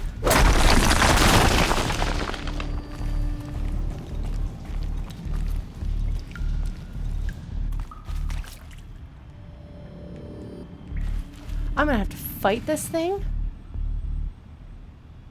It's gonna be a drone. It's gonna be a drone and it's gonna try to kill me and I'm gonna die. You ready for me to die, folks?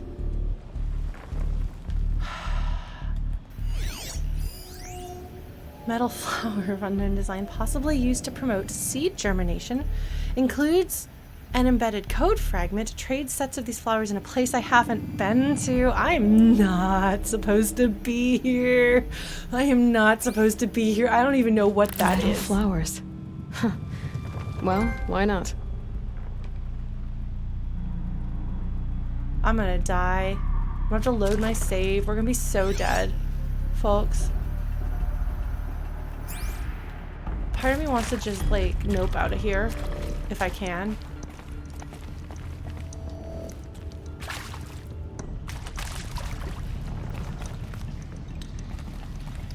I don't know if I can, actually.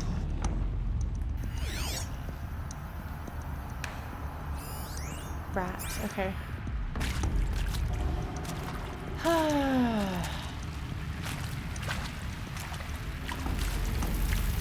Bats. You hear them?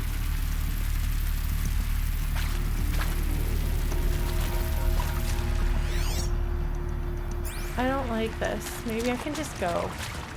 What do you think? Can I just not be here in a cave anymore? Can I just, like, exit the cave and just be like, peace out? Maybe. Maybe I can just come back later when I'm level 25. And in the meantime, try not to die.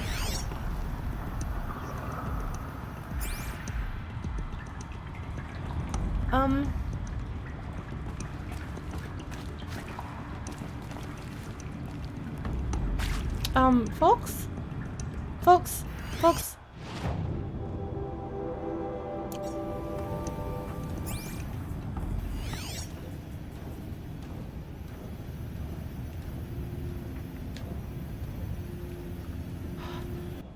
There's actually a cave. Like, this is like actual cave stuff. Like cave.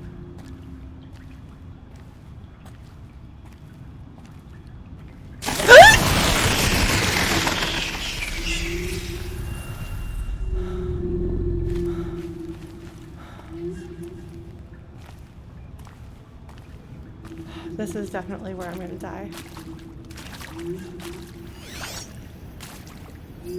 Just a bunch of rats. Just a bunch of rats. I haven't killed any rats. Maybe they won't kill me. I joked about it, but I didn't actually. Oh god. This is definitely a cave.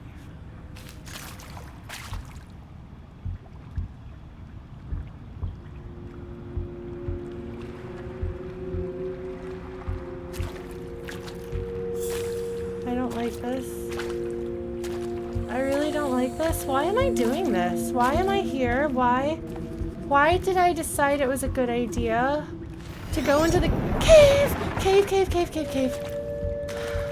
Why am I doing this? Why am I doing the optional super hard quest that is way above my level?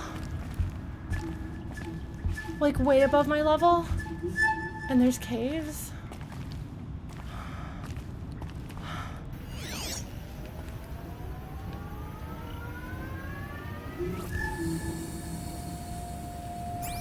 Am I going in circles?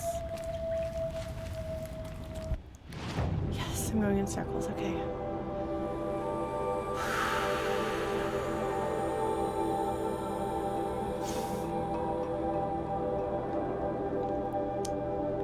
Maybe I should just exit and come back.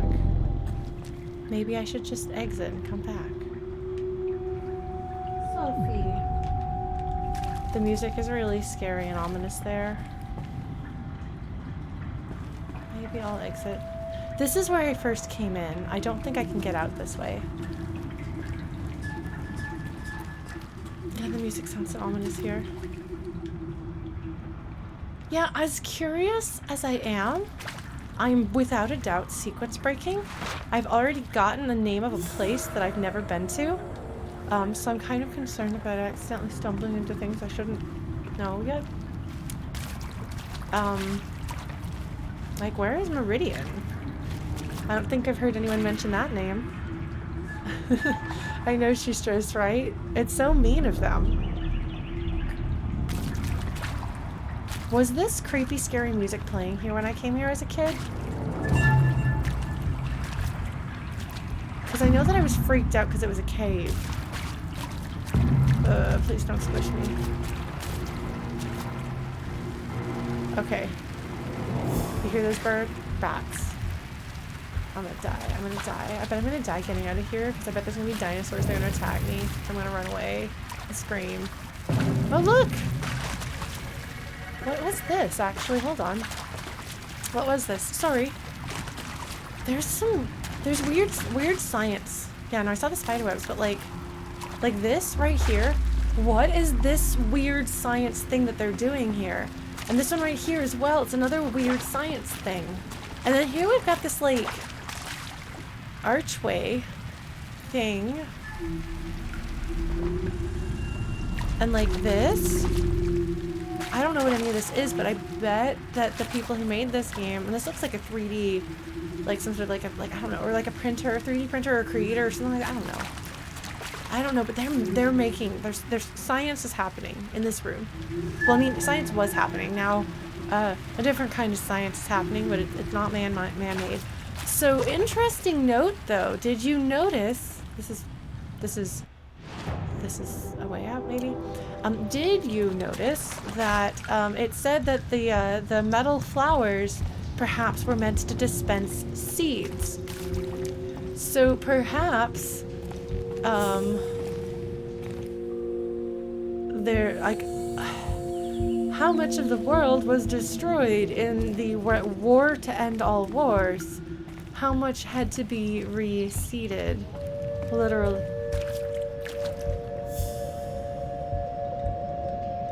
That sounded kind of like a wolf almost. You know?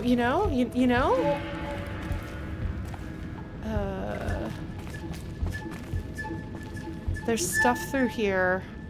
This is probably where I'm supposed to go. Yeah, that's the entire section. I probably shouldn't go there if I'm not the right level. If I'm level 3? What level am I? I'm level 4. I'm not level 25. I should probably not do it. Oh, I'm level 5. Okay. I probably shouldn't do this. I'm gonna, you know, folks, if it wasn't a cave, I would probably press on.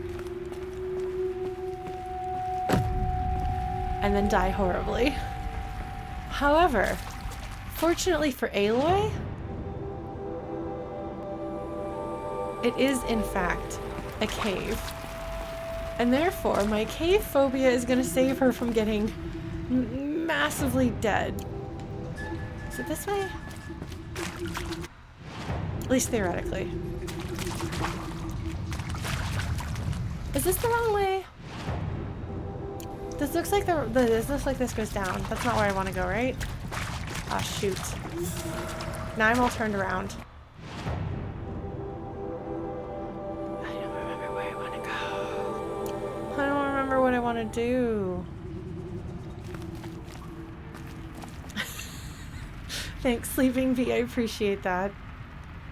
Okay, so I got that device when I was child Aloy, and then I went in through here. I think I went in through here. Oh no, the music is getting creepier and scarier. Am I wrong?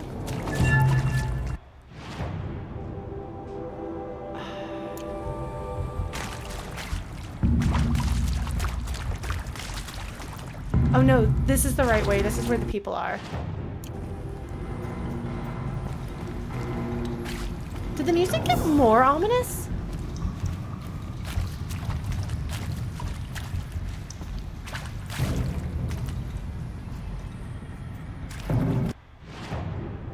I get the memo. I get the memo. I'm trying to leave, okay? I'm trying to get out of here.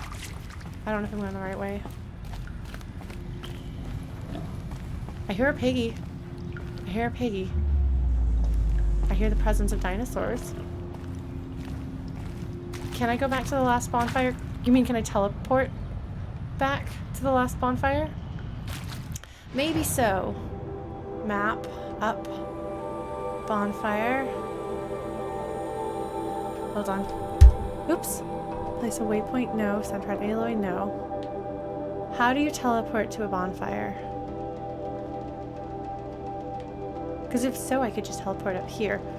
Although I gotta admit, I also want to just go running around here and see this stuff too. There's, you see, there's this road. And then it dead ends here, and I wonder if I can go anywhere there. Am I almost out? Okay. I'm almost at the point where I want to like ask you folks how to get out. As I'm normally not like, this is where I came from. Yeah, no?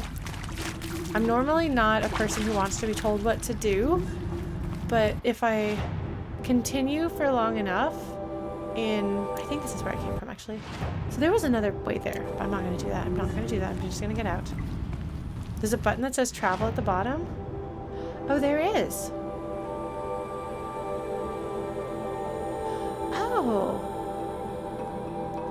Okay. That's true. The share zone would tell me just walk away, hit the bricks. Yeah, I think I do have a fast travel pack. How hard to come by are they? Should I research? Because, so how hard is it going to be for me to get out of where I am right now? How difficult will it be? Oh, back.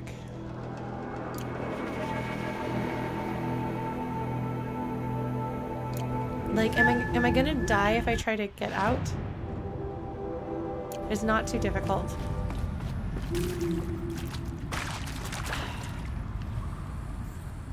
Is this the right way? I won't die. Okay, Avalon does not think I will die. Okay. I mean, there might be dinosaurs, but I can fight dinosaurs. Is this it? Is this it? This is how I get out, right? I bet you can jump down there and it's a bad idea. I'm not gonna do that. This looks like where I came in. Can I do this? No. Aloy, can we do this? Aloy looks concerned. I get it. Aloy. Okay, what's the right button for this? Yes! Aloy! Amazing. Okay, Aloy. I'm gonna try.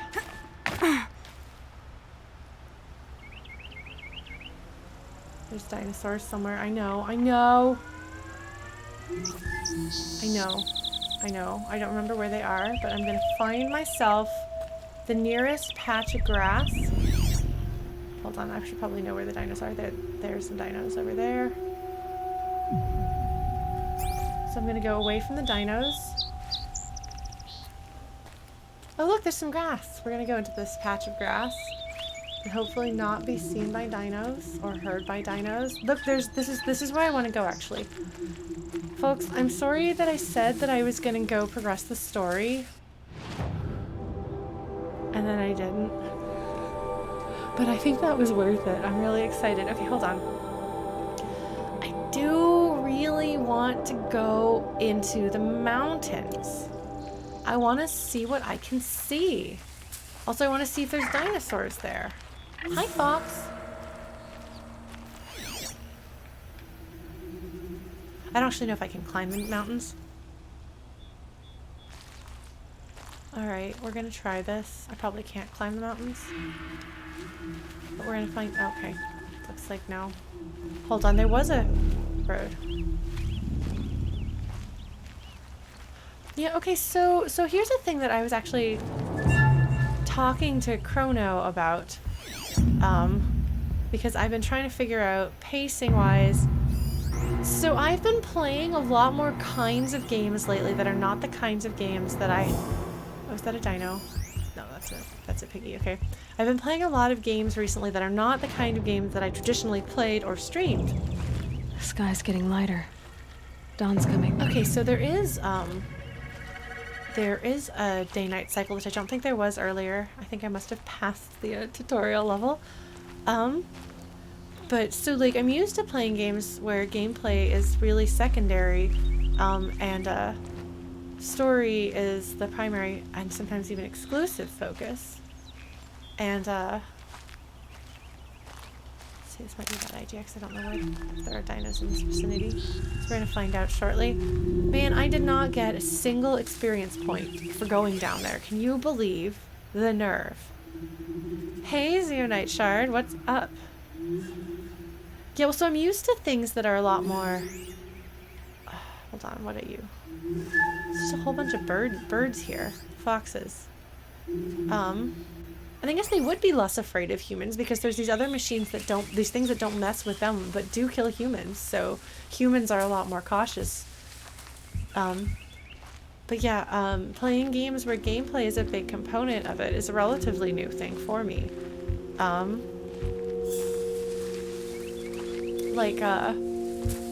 mean, I played Dark Souls, but I think for the most part I tend to play very story-driven games.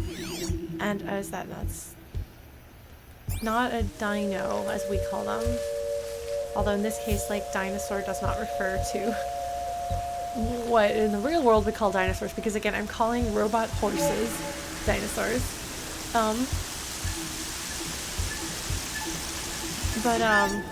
Oh shoot, what was I looking at? So trying to figure out the best way to stream a game like this, for example, or Hades, where I'm like, oh no, am I doing it wrong because I'm, you know, I'm taking time doing things that aren't, I'm taking time doing things that aren't story. I'm not constantly trying to figure out the narrative. Because I do feel, I think, some degree of pressure sometimes to be like constantly thinking about the narrative. Part of it's also, you might have noticed, I have a very curious mind. I have questions all the time about everything. Oh man, like this. Why is this a seahorse? What do these symbols mean? I don't know. And apparently my little device does not tell me things like that.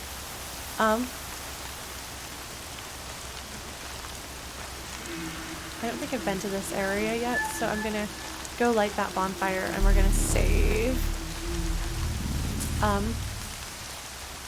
Where are the dinos?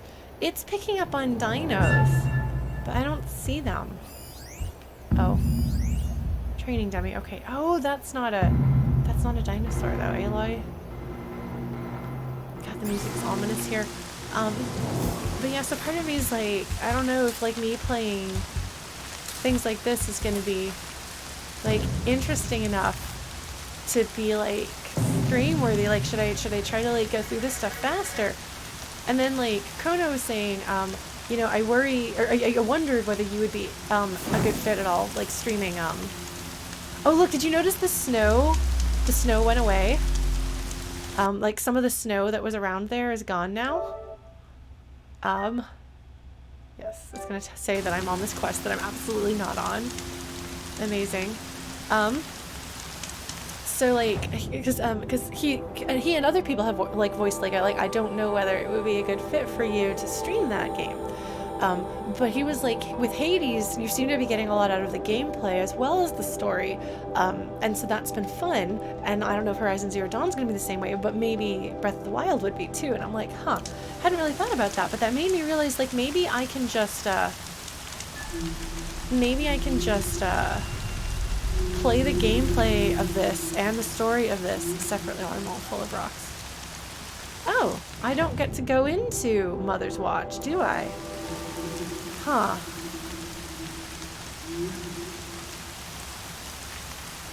That's interesting. Well, heck, there goes my plans.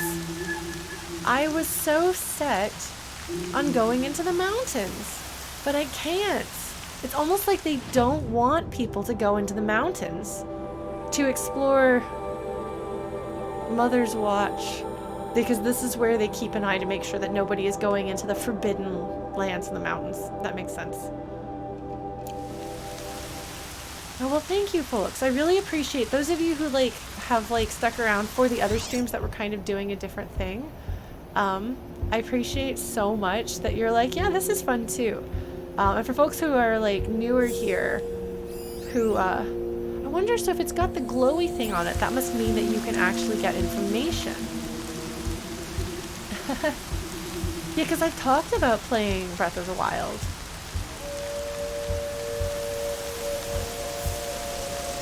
Because I'm not necessarily, I don't think of myself as being an open world game kind of player. Because I'm super motivated by story. I want to know, man, everything here is just playing constant dinosaur music, but I don't see any dinosaurs. I don't like this. Dinosaur music is how I know that there's dinosaurs. Oh, we're probably not gonna go to the scrapper site. What is out this way, though? What is out this way? Why is this scrapper site way out there? Probably shouldn't do that, though. I probably shouldn't go that way.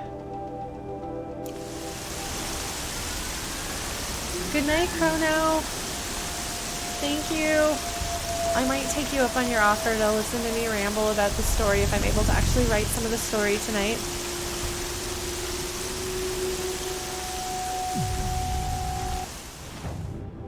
Okay, we're gonna go back to the road. Actually, you know what we're gonna do? Maybe we'll like plunge into the water here. That seems like a great idea. Oh, did you notice she turns her head to look at things that are interesting? Where are the dinosaurs? Why is it playing constant dinosaur music? That's really not very nice of it. Is it because I have this other quest? Hold on, we're gonna switch to this quest. We're switching to this quest. Activate quest. Okay, there we go. Yeah, I think it might be a bug, or it might be that I was doing a creepy quest that or a quest that I wasn't supposed to do. But hey, I've got a lot of stuff. Oh man, okay, Aloy. I don't think I can swim up the rapids. Oh my god. I'm gonna swim up the rapids. Okay, Aloy? Let's do it. Let's swim up the rapids. Why is this scary music playing?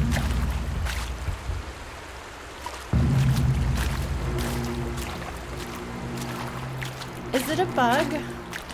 Because you really need that musical cue to be able to tell when you should be scared. Holy crap! Oh shoot. No, Aloy, in the water. In the water, in the water, in the water. Nope. In the water, in the water. How do I swim? How do I swim? How do I swim? How do I swim?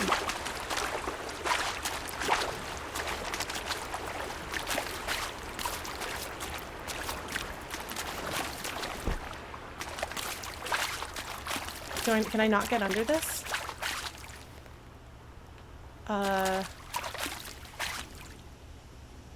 There's a bunch of question marks. There's a whole bunch of question marks. Wow. Wait, no, those aren't question marks. I'm concerned. Did I do something wrong? Did I glitch? Am I gonna have to, I'm just gonna fast travel. How's that sound? I'm just gonna fast travel. Because I got stuck. I did fix the music, but I glitched. So we're gonna fast travel our way out of here. Can I not? Oh, wrong button. Here we go. I clipped into the bridge. That is correct. Let us fast travel out of here. But the music fixed. So that's cool.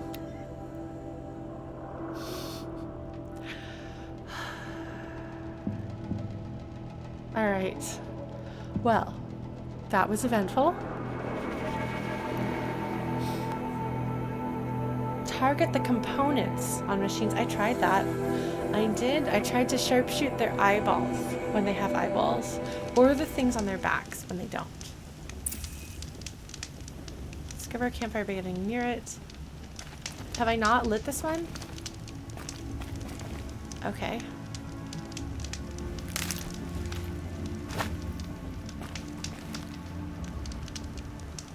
We're gonna save here. We're gonna save properly.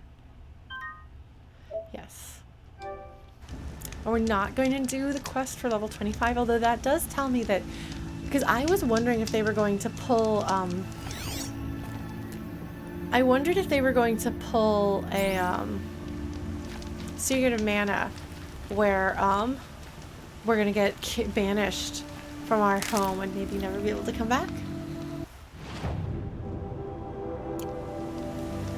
But it seems like maybe not, or at least we'll be back at some point.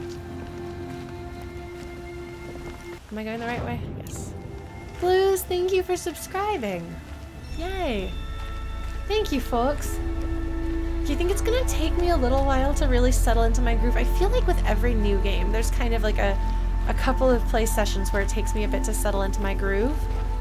And in some games, that's harder than others. Depending on how like strange or different they are, or how long they are, how much content they have.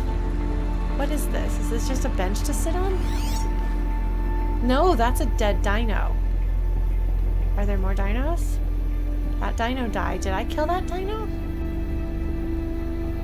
What's that? Rost. Oh, he's not a dino. That's what you think, Lauren. Rost is going to tear off his human skin and reveal the dinosaur self within. Yeah, well, the thing is, it's one part game, like, how to play the game, and one part how to stream the game, you know? Like, streaming games is different than just playing them. And especially since, like, I feel like my approach to streaming has evolved so much over the past year, especially. That's kind of been a thing that's continued to happen and grow. Alright, so Rost is supposed to be here. Our fears are that Rost is going to have died or be critically wounded trying to do whatever that he's going to do before we go in there. Oh my god, Whooper, well, I'm glad to know that that has been preserved. Oh no, he's fine! Aloy. He's fine. Oh good, I thought he might be dead. We must speak. He has such a strange way of talking. Hi, Rost. Are you really tall, or are you standing way higher than me? Oh, I think you're really tall. Yeah. Oh wait, hold on. Aloy, let us speak. He's pretty tall. I think he's pretty tall. I was kind of afraid he might be dead, but I'm glad he's not dead yet. We'll see what happens if he does die. I will be very sad. Wow, okay, so the walled city. I thought the walls Aloy. might be stone, but they're not. Even they are just wood. This is the main theme has started playing. Alright, let's do it. Let's talk to Rost. So, it's time. Are you ready? Just gonna go according to plan. Am I ready? Am I ready? Okay, Whooper, I appreciate you choosing to override your usual preference to use sentence case in a Twitch chat for the sake of adding to FlutyBot's quote database. That's very selfless of you. Thank you, friend. I used to be like, I will never not capitalize or punctuate my messages to folks. Back when I used ICQ. I was like, I won't be like these people who use like text speak and late speak and don't capitalize things and don't punctuate things. I know it's faster, but I am a literature nerd and I am a writer and I take that very seriously. I was also like 16. Just like I thought I was never gonna swear, and then I got to college and played multiplayer video games with my friends. Man, I still have one of my... So my first ICQ account had 5 digits. That's how early I was at it. But I actually still remember my second primary ICQ account's number. I don't know if you can still look things up or if ICQ even still exists, but I remember Tiny Lauren's ICQ number. So... No, okay, so ICQ is an instant messaging service that was contemporary to AOL instant messaging and MSN messaging, or a little bit earlier, but better. But also more for nerds and less for your mom. It was 160-52769. I think that's it. If you go to that and it says Selly, which I think it should, or like Selly Phoenix or something like that. I don't know if you can look these things up, but if you could, and that's right, then you can be like, yes, Lauren, years later, still remembers her primary ICQ thing. Oh, this will go down for posterity. Oh no, people can stalk my, like... Sorry, I'm laughing too hard. 20-something-year-old ICQ account. That was a long time ago. Long ago. Before I had a live journal. I had ICQ before live journal. Back when I used Telnet to connect to MUDs, and that's how I found out about ICQ, was playing on a MUD. And I was like in middle school, and some of the college kids that were playing on the MUD with me were like, "Oh my god, you're a child." They're like, "Oh, well, we use ICQ to talk when we're not in the game," and I was like, "Oh, that's cool. That's really neat. I should get that and make friends with people," because being a 13-year-old, 14-year-old on the internet, unsupervised back in the 90s, what could go wrong? I have opinions about children, teenagers, and online safety, which you will see reflected in the rules for my community, which is to say, like, minors are welcome to be in the community, but never tell us you're a minor, never tell us how old you are, never tell us at all where you live. I mean, you could be like, yeah, I'm in the US, but don't tell us where you live. I was actually really proud several years ago when a couple of folks on the Flutie Pies Discord, sorry, we'll get back to this game, I'm on a tangent. A couple of folks on the Flutie Pies Discord were talking about like where they were located, and there were some people in the Pacific Northwest, and there were two people, and I don't remember who they were, but they like both discovered that they were in the same area, and one of them was like, someone was like, "Oh, we should meet up maybe someday, like some public thing or something, like that'd be fun." The other person was like, "Yeah, I think I would want to bring a parent." The other one was like, "I would want to bring a parent too," and I was like, that's the way to do it. If you are both minors and you have an adult, each of you with you, and it's like a safe, controlled situation, yes. But generally speaking, like, was that you and Soup Avalon? Actually, I think it might have been. Because I was just like I was so proud. I was like, that's a smart decision. Because we've occasionally had folks who are like really young, like 12-year-olds, 13-year-olds, and I'm like, do not tell us. Do not.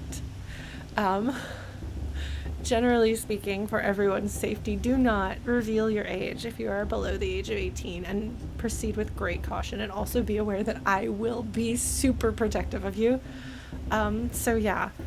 I know that there are teenagers. I don't know if there are any teenagers in the audience watching this. Again, don't tell me. Unless you're like 19, I guess you could say that's technically alright. But I know that we have, especially when I play Toby Fox games, especially playing Undertale and stuff, that there'd be younger folks. And I was like, gotta have rules in place. Because I know what can go wrong when somebody the age of under 18 thinks that they are a grown-up making life decisions without having perspective of somebody older than them. Because while adults can absolutely be dumb and not understand things, they also have experience and perspective that is valuable. So you can make some questionable life decisions when you are younger and think that you know what you're doing better than you do. And I don't want anyone else to go through that. So I take that very seriously. How did we get on this tangent? I don't remember. I am just hopping across on a bunch of tangent rocks through the river of conversation. Oh my god, Whooper.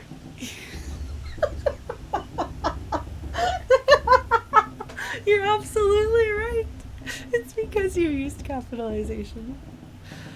Obviously, we should never talk about punctuation, capitalization, parts of speech, grammar, etc. unless we want Lauren to go on a tangent. Apparently. This wasn't even about language.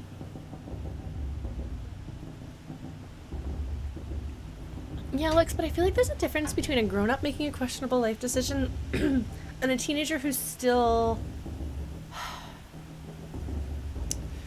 When you are a teenager, you are still like in like late tutorial level, but there still need to be some tutorial level stuff going on till you approach level 18. And then I would say until you're like 20, just because like there's like I would say that 18, 19, 20 are kind of like a transition period.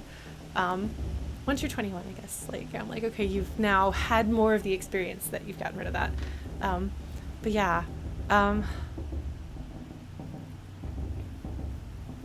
well, adults knowing that we don't know what we're doing is useful. Um, and it is true, Whooper, actually, the part of your brain that judges whether something is a good idea or not is still, like, literally not fully matured or formed until I think you're in your early 20s. So apologies if any of you are in your early 20s and I'm like, yeah, your brain's not finished cooking.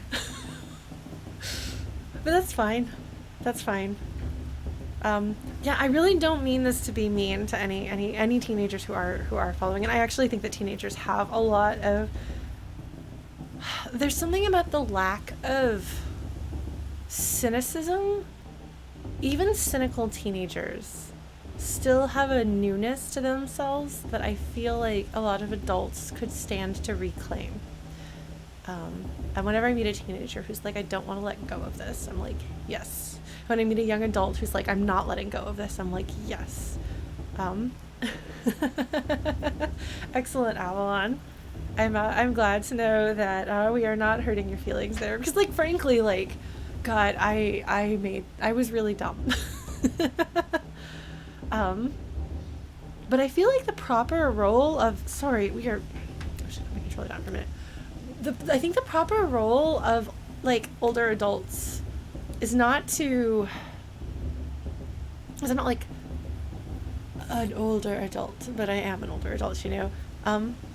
I feel like our role is not to be like, I know more than you shouldn't do that, but it's more to be like, I have learned some things the hard way, may I offer you that wisdom. Take it or leave it, may not be relevant to you, but please try not to have I would like to spare you the scars that I have. That's, I think, my approach, my feelings about being someone who is older than a lot of people around me. Like, there's a lot of people in their early to mid-20s in the VGM scene. And there's a lot of people in their early to mid-20s involved with streaming, whether they are the streamers or the viewers. And I'm like, a little bit older than you. But I like to think that I still keep some of that spark. I want to have that spark. You know, I want to try to have something youthful in me. But I do want to spare people, like, the things that happened to me, the things that were hard, my regrets. Make your own regrets, but if I can spare you some of the ones that hurt me the worst, or that were just like little and annoying, and if somebody had just explained it to me, you know, 15 years ago, then I would have had less nuisance. Let me spare you the nuisance, that too. But yeah, also you can't always explain things, but I still like, I don't know. We've had people, because like the Flutie Pies have a pretty broad age range, so we'll have people who are like, yeah, I'm pretty new to this whole adulting thing. How do you do this thing? And those of us who have maybe been doing that thing for 10 plus years are like, here's what we didn't know when we started and how that screwed us over a little bit, so now you know it. Be great. I feel, especially in the US, that there's a certain amount of adulting. Like, there's a reason why adulting is a thing. There's a reason why millennials hitting, like, coming of age wound up having to, like, kind of take classes to teach themselves or be taught some really useful basic life skills, and it's because those things weren't given to us.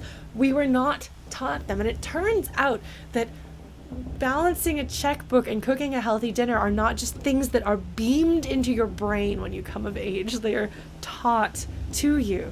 So if you haven't had these skills taught to you, you won't gain them. And so I think a lot of us have had to teach ourselves these things. I don't even have a checkbook.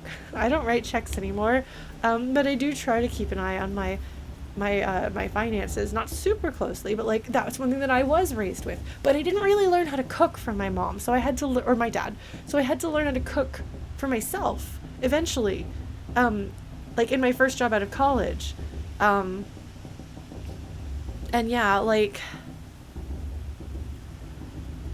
I feel like finding like what those things that, like, I think it's useful to be like, okay, I have graduated high school or I've graduated college. What are the things that I don't know that I don't know?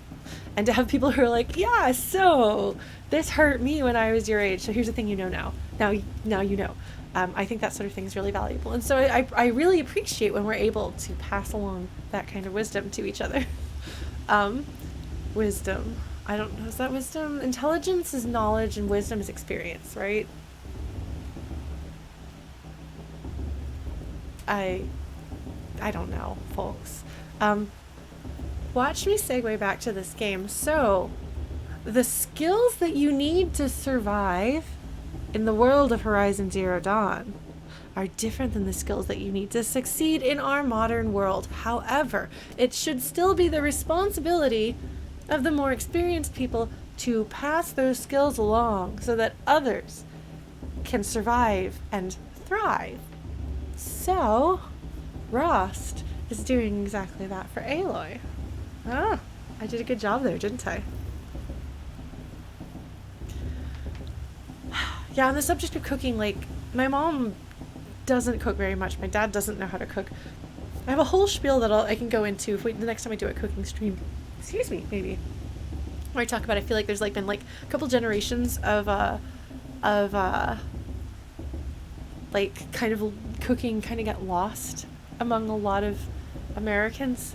And it's interesting watching millennials kind of try to reclaim that. It's interesting stuff. Hydrate. I will do that. There you go, Karsten. Avalon redeemed hydrate. I'm going to change the way this chat is done, and then people will actually be able to see when things like hydrate are redeemed. It's very exciting. Alright, so I think we're finally ready to move on with this game. Maybe. We've got like half an hour. Oh my god, Lauren. To be fair, I did go traipsing around in a level 25 cave for a while. Oh my god. Let's do this. Let's do this. Yes, I'm ready. But they let you know this is going to continue the quest.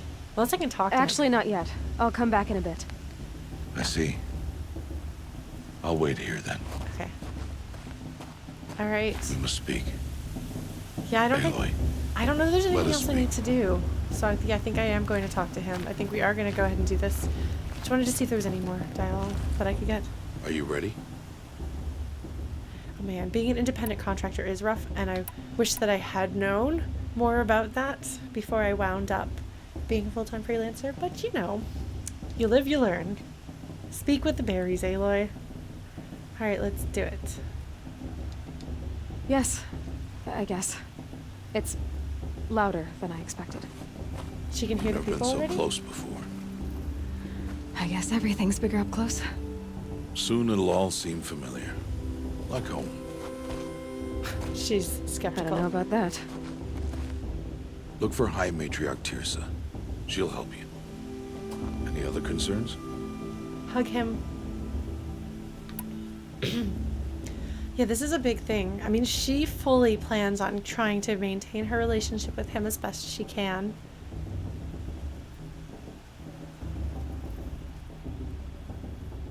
I don't know. It's gonna be a big story moment. This is a big moment for Aloy.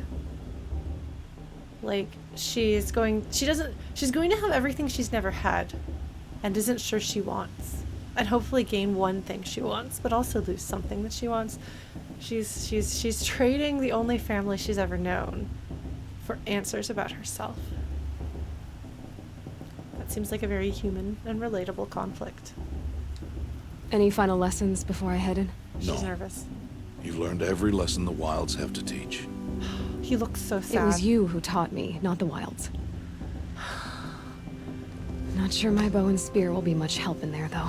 It is with bow and spear that you'll win what you've wanted all these years, Aloy. Answers.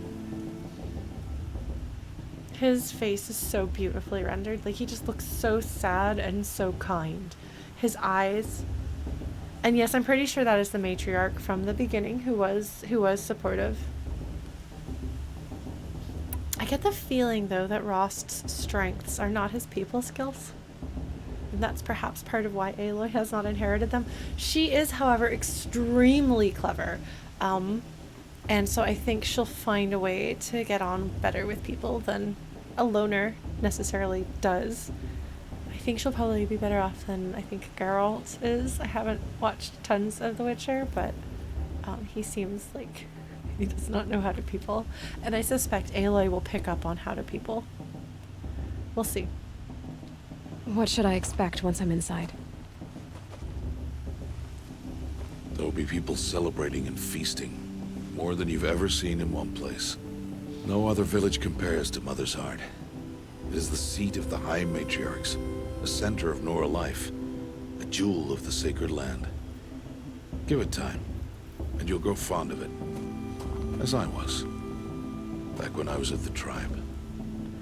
I want to know why you left. Oh, I guess that these are the drums we're hearing. That's what she means by it's louder. I'm glad they're letting us know that this is going to be an overwhelming amount of people, because for those of us from cities in the real world, the scale of this place is probably not going to be impressive. But we need to be primed to see it through Aloy's eyes, and so having this conversation reminds us of what Aloy's perspective is, so that when we see her react to things, we are not confused or thrown. I think that's good writing. Are you sure they're gonna let me in? Oh, she's nervous. I've told you, Aloy. By law, any child outcast can run in the proving. And any who pass are made braves and are outcasts no more. I know that. But not everyone follows the law like you do, Rost. Have faith, Aloy. The tribe will honor your right.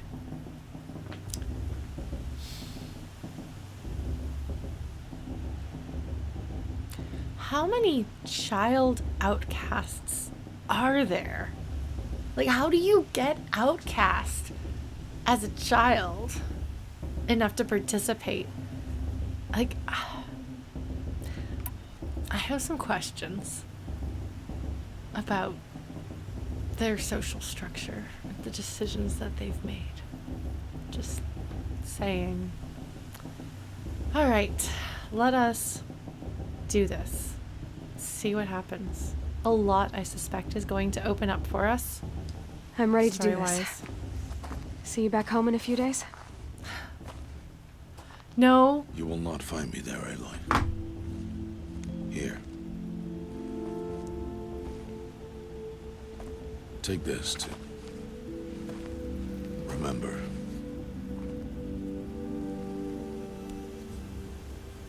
Why are you talking like we'll never see each other again? No. No! You should be with the tribe. And I will always be an outcast. But I told you, I have that figured out. I'll come to you in secret. I'll be the one breaking the law, not you. You don't even have to talk to me. This attachment to me will only hold you back. It's my wish that you embrace the tribe. I was worried he was going to do this. You've lived in isolation long enough. Until now, I didn't. For your sake, I must go where you will never find me. This is goodbye.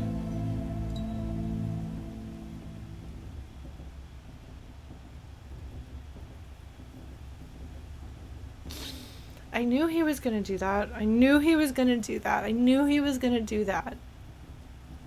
Also, can we just have a moment to appreciate the line, not until now I wasn't? Anyway, I sometimes have to deliberate over choices. But I'm not deliberating over this choice. No, it's not. You taught me how to track. Wherever you go, I can follow. Not this time. This time. What are you going to do? And every Rost? time. I'll be wearing this when I find you. May All Mother bless you, Aloy. And you.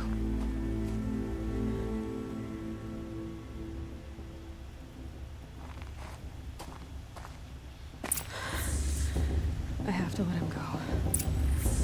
For now. First, the proving. After that, I'll see where his trail leads. Is that going to be what takes her on her quest outside of her homeland? That's wonderful! I didn't even think about that.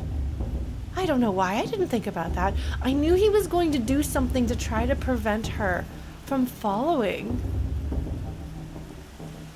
I mean, unless he plans on, you know, a ritual death or something like that. which could happen. But if not, Aloy has no interest in being with the tribe. He does not understand that she has no attachment nor any intent to have attachment to the tribe. She has no interest in being part of the tribe. She wants to get what she needs from them and then leave, and then she'll follow him. I do wonder what he's up to. I wonder if he's going to go try to take out some great beast so that he can do some good with the end of his life, as he's tried to do some good with the rest of his life. And then Aloy shows up and tries to stop him.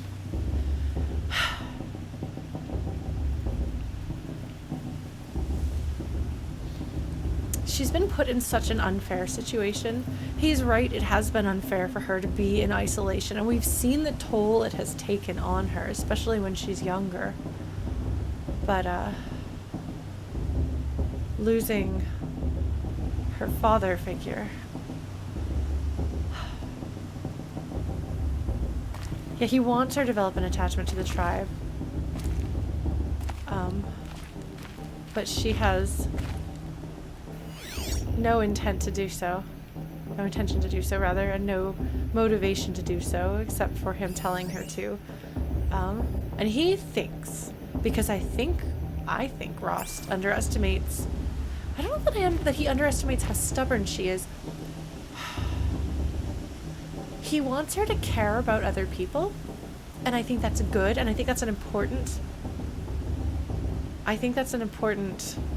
Oh, but it could blue glass. It could work with the other two options there. Like, Aloy...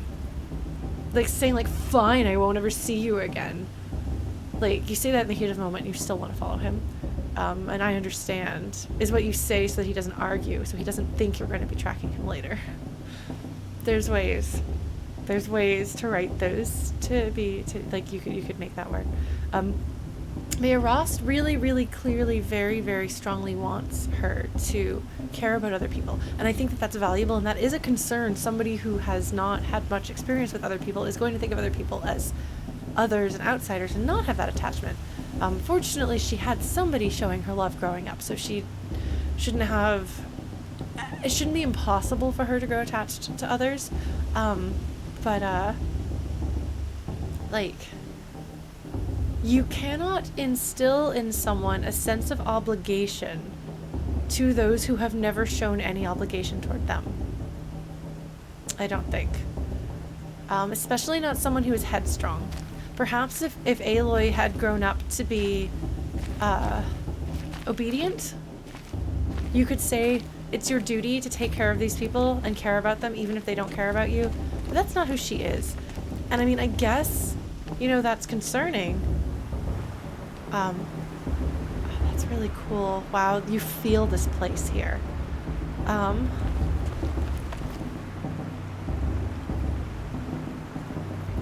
But like,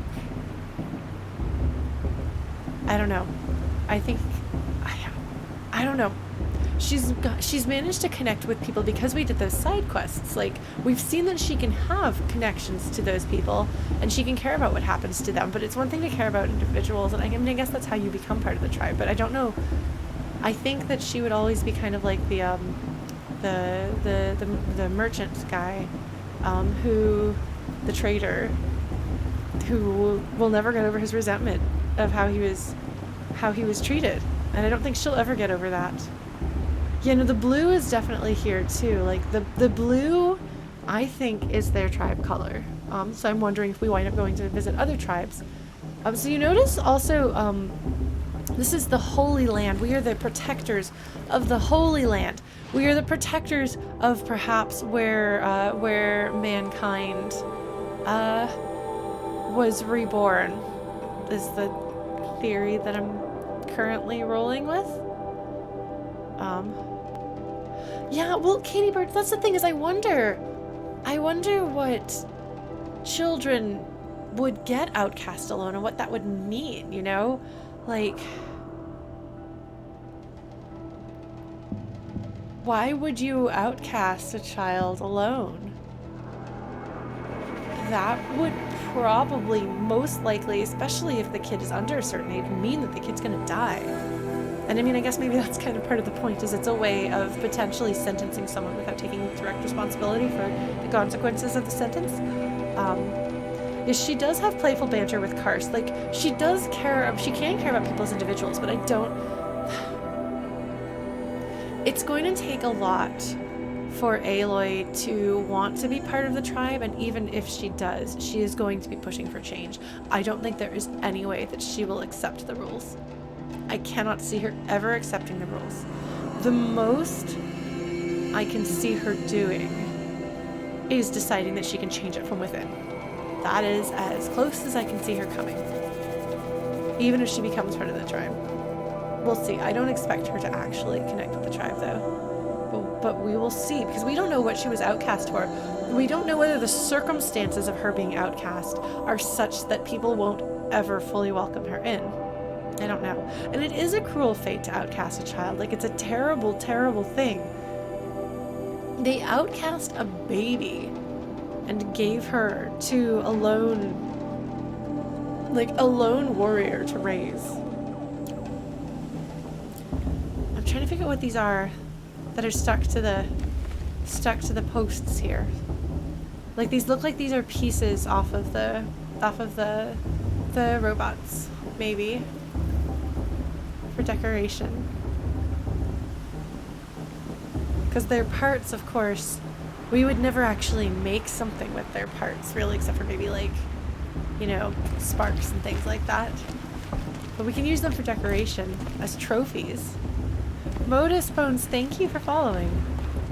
Oh yes, no, that line was really something. Like, how do you raise a child without love?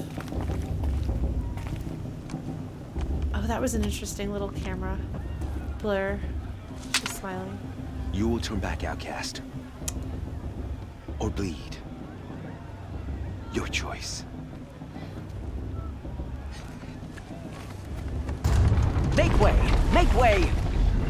Braves, stand aside. She is welcome here. Oh, good. Mother's heart is open to you, child. Come. I assure you, most Nora aren't so rude as those idiots. Oh my god, I love her. I think I said that Who last else time. would I be? Come on now. Oh my god, I love her. I've been waiting for this day a long time. Oh, jeez, dear. So what Oh, have... yes. But for the moment, I must leave you. I have other outsiders to keep safe tonight. You what?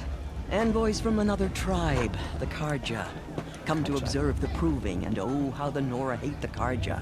Karja. But that's my problem. We will talk later. In the meantime, enjoy the festival. Oh, down the path to the right, you'll find an old friend who can't wait to see you. But I don't know anyone here. Try telling him that. We will talk later. May the goddess protect. Oh, that's gonna What be... is going on? That's gonna be the kid that I saved. Oh my god, okay, so... That old woman is exactly the kind of person, based on what I've seen, that I aspired to be when I reached that age.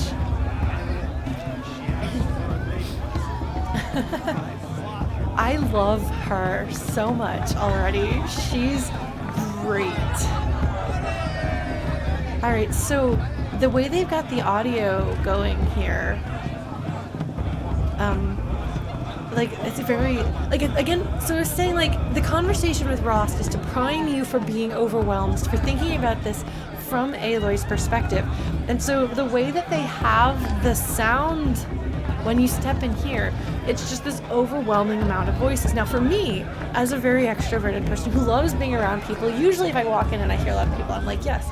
But they've managed, especially because the drums make it feel like a little bit much, like they, like, I think it's just a little too loud, just a little too much, just a little too steady in content. And like, so you come and you're even like a little bit below looking out here. And you're like, you're behind the situation. Like, you know, like you're like backstage looking in there. So like they're setting it up such that you feel overwhelmed. You feel where Aloy is coming from. Like they've given you the closest thing they can to Aloy's experience.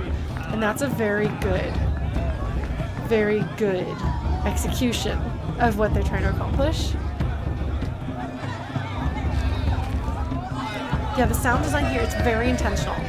Because sound is one of the best ways of making a place. Sound is an extremely effective way of controlling the listener's emotions.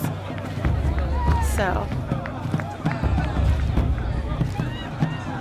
some big thing is going to go down. We've got folks from another tribe here. You know, it might be. Hold on, there's a child here. I'm going to say hi to this kid if this kid runs closer to me. Hold on. This guy's up here drinking. Oh my god, no, he's not up here drinking. They are breathing fire. Hello, kid, you can run freely in here. I guess that tells you.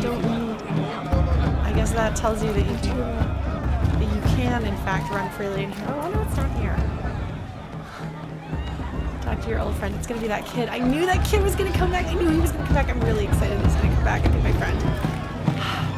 I want to see something new. What is Tirsa's? What is she up to? She is up to something, and I'm really curious.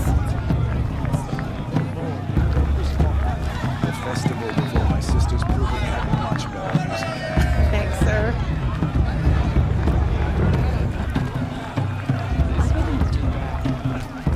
All right.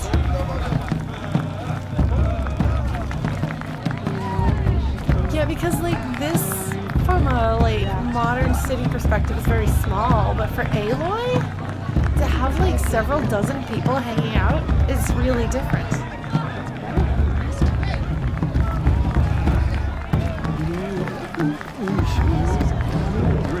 Oh, you'll see something new eventually. I don't know what it is, but... Oh my god, this guy's right. The show's supposed to make you feel alive. Not like you'd rather be working. Everything they did, huh? Okay, there's gonna be some problems going on. My goodness, it's so loud you can't even hear the people you're talking to. They do this every year. Enjoy this every year. Hello? They do this every year. She looks familiar. The matriarch. This brings me back. Sorry, folks. God, people dancing. Huh. So culture has changed. If it used to be solemn and now we're celebrating, things can change. Okay, so they do. So they like repeat. Like different people say. Okay, so there's only so many I want to lines. see something new. Got it. I want to jump on stage. Can I go on stage? Are they gonna yell at me? They're gonna yell at me. They're gonna yell at me. Look at me, I'm dancing. I'm an outcast. Who needs the rules? I'm Aloy and I'm an outcast. Yeah. I don't think that's what you're supposed to be doing here, but that's okay. Alright, so we look around here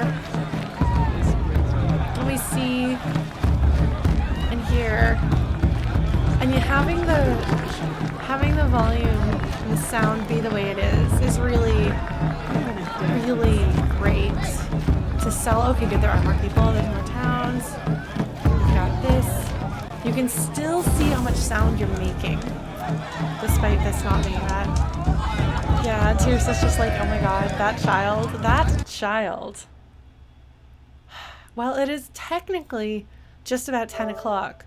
It's technically the time that I should shut down, but I can continue a little while.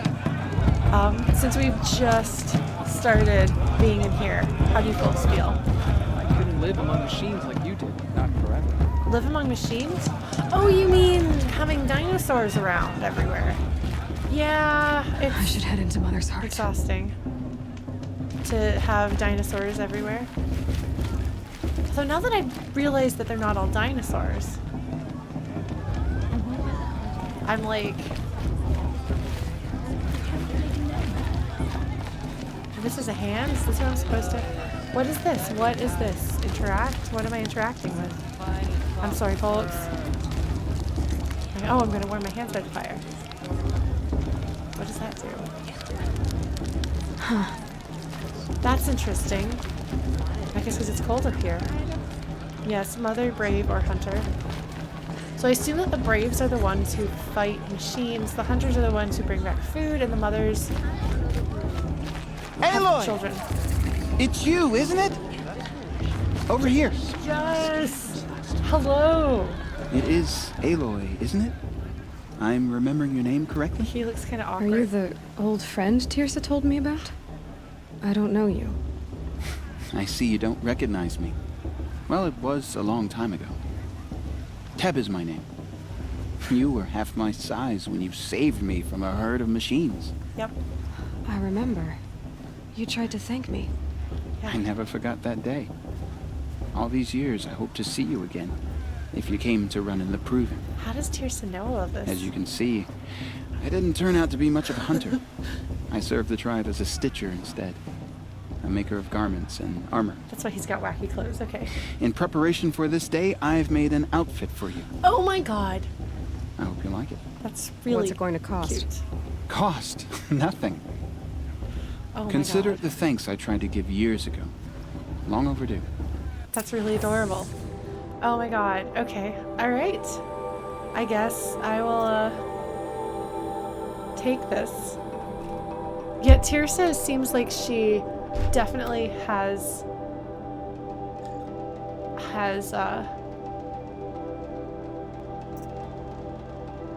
sorry, I got distracted here. Oh, these are cool looking! She seems like she has meddling in common with me and Zagreus, which is a good way to be.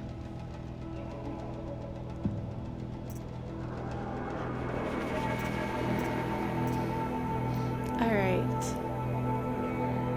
That is so cool. Oh, it's a camouflage thing. Like, what are those called? Ghillie suits? Protector? Okay. Okay, so this is reinforced to the front for war against humans. Stealth. Okay, so this is like softer materials.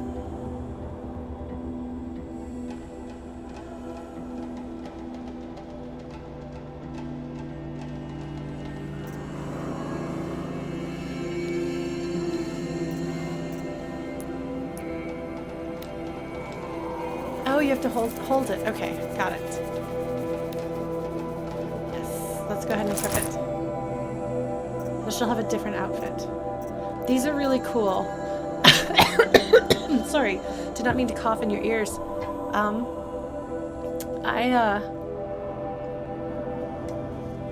I suspect that this is the one I'm going to want.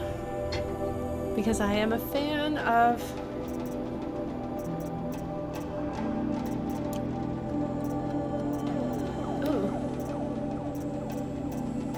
Interesting. Free sample box. Let's take that. Okay. Cool. There. Seems to fit you perfectly. Thank you, Teb. I've never had anything like this before. Well, it's yours. I think you'll find it affords more protection than what you were wearing. That's very polite. Every outfit offers some advantage. It's always a trade-off. Anyway, I shouldn't keep you any longer. Head for the Matriarch's Lodge if you want to find Tirsa. Like, how does... You'll know it when you see it. A large wooden building with an angry mob waiting outside. Tirsa said something about envoys from another tribe? Yes, that's what the mob's angry about.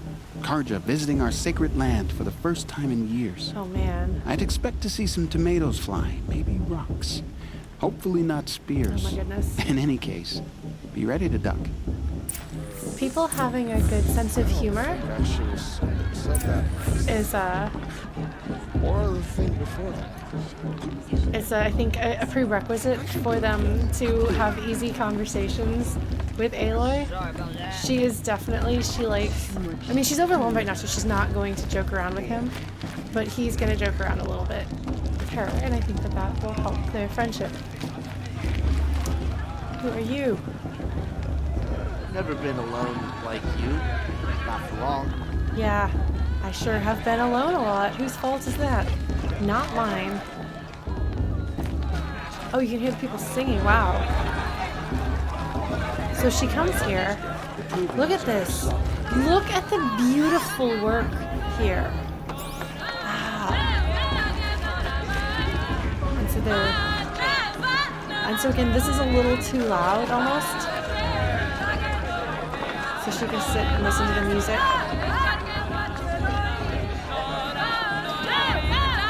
It's really cool sounding.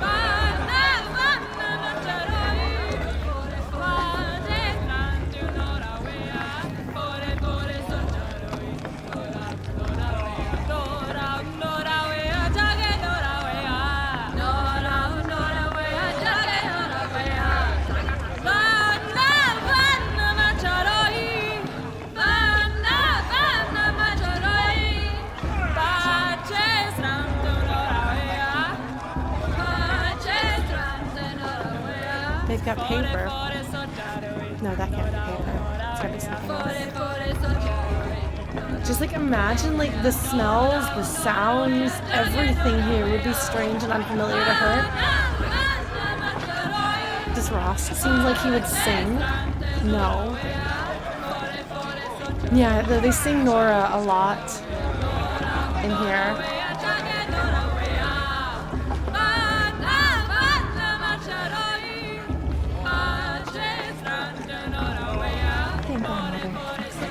That's really cool. Hold on, I'm just trying to get out of here.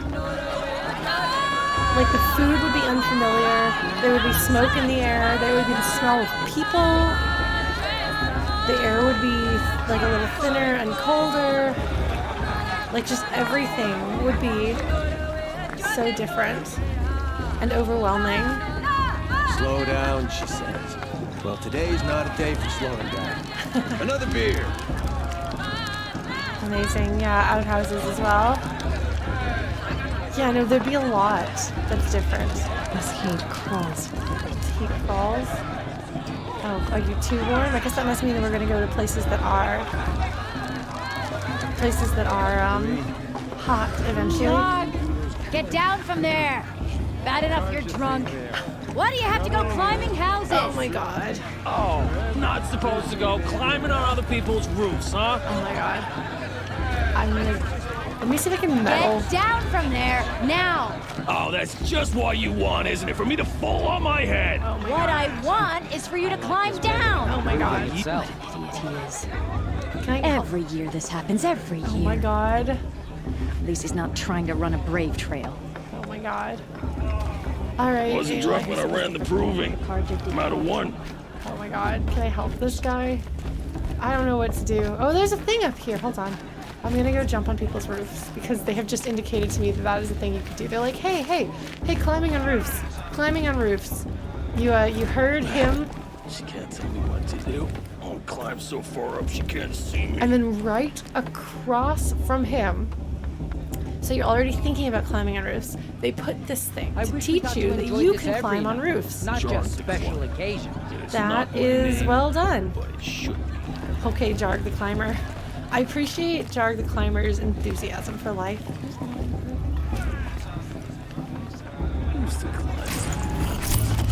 Shard Gambler's Box. I don't even know what that is, but we're gonna take it. Okay, I'm now on someone's roof, and now I know I can climb on roofs. Now, or you'll have to tell this when I'm gone. In the beginning, all life came from balls. Is it just me, or is her stew a bit off? All were her children. They lived alongside each other in the comfort of her wild embrace. But some grew restless. Though they took of her bounty, they wanted more. These were the faithless. The machines had whispered to them, promised to serve them, to make them a new world, better than the one All-Mother provided. A world of metal. They told the faithless they would do all the work for them. Feed them, shelter them, give them a life of ease, of plenty. That's us. And so, the faithless left with the machines. Maybe. Only the true children, the mothers and fathers of the Nora, stayed with All-Mother. At first, the machines did as they had promised. They built cities, great and terrible, monuments to their sins. But they would not serve the faithless for long. A king rose up among the machines, a machine more powerful than any other. Do I believe the metal that? devil. And then Faithless served him, served the machines. That was not enough for the Metal Devil. He wanted all to serve him, and tried to tempt the true children away from All-Mother. They would not go. They gathered on the mountainside to cling to her and prayed, more devoted than ever. The Metal Devil raged louder than thunder. In his fury, he came to confront All-Mother, intending to kill her. She struck him down. Forever. As you know, for his lifeless body is up there still, frozen in shame and defeat. The machines were driven mad by the death of their king, and their minds became as wild as beasts. The Faithless abandoned their cities, forced to wander the world without the care of the machines. Only we remain the true children of All-Mother. We built all this with the hands that she gave us. Machines are to be hunted. Metal to be used for scrap, for craft. But Making never to craft. be adored. And we stay true to her laws, resolute in our prayers, don't we? For the dangers are never over. Still the Faithless envy our sacred land and covet it. And year upon year, the machine's anger grows, searching for little Nora boys and girls who have not behaved. What? Is that a machine among us now? Having a good time. These old eyes are mistaken. That's very interesting. Listen carefully now. Nice. For you'll have to tell this when I'm gone. In the beginning. Aloy enjoyed that. all Okay, our so life from all so that doesn't contradict what all I were her children. They lived I'm just gonna go alongside take their each stuff. other in the comfort Can I do of that? a wild embrace. I wish we got to enjoy this every night, not just special occasions. So they So took of her bounty. what I'm curious about is whether the story that she's telling is their origin story talking about back in the day. Aloy, over here. Oh, that's a friend of mine. Okay, hold on, Karst. I'll come talk to you in a minute. I gotta process some lore. Okay, hold on. I'm just gonna sit here. I'll stand here. And I'm gonna think about what I've just heard. I hope you folks don't mind. By the way, Modus, hello. Welcome. Yes, this will be a full playthrough. So my name is Lauren the Flute, and I am a story-focused streamer. I talk a whole lot about things. I like to think about and talk about and deconstruct the narrative of things. Also cry at stories, so I'm not just like cold and calculating what happens next, although I do enjoy trying to figure out what happens next. But no, I will warn you, I tend to go on tangents sometimes that may or may not have to do with the game, but they usually start with something to do with the game. Well, sometimes start with something to do with the game, but I do really enjoy stories, and this game, I was told, has a really excellent story that you get to uncover as you go and piece together, which is super fun, and I really enjoy doing that. And also, everyone I know is gay for Aloy, which I can understand why so far. She's fantastic, and I absolutely love her so far. Yes, very story focused. Apparently I am no longer allowed to say that I'm bad at video games, because I'm playing through Hades now and doing quite well, apparently fighting monsters and bosses and stuff. But the real draw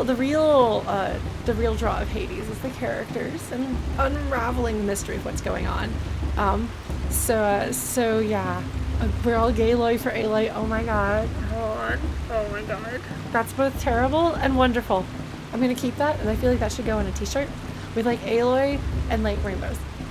I've decided that I feel like I should draw that, even if it's just a little stick figure. Remind me to do that. Maybe post it in stream chat or something like that on the Discord. But yeah, so if you're looking for somebody who's like really great and doing super cool and impressive things playing the game, that will probably not be me, although I have been headshotting dinosaurs lately, which has been very exciting. But if you're willing to sit around and listen to me just talk about what's going on in the game story, then my friend, you have found the right place. I learned about the chatty tag for my stream, and it was written for me. It was designed for me.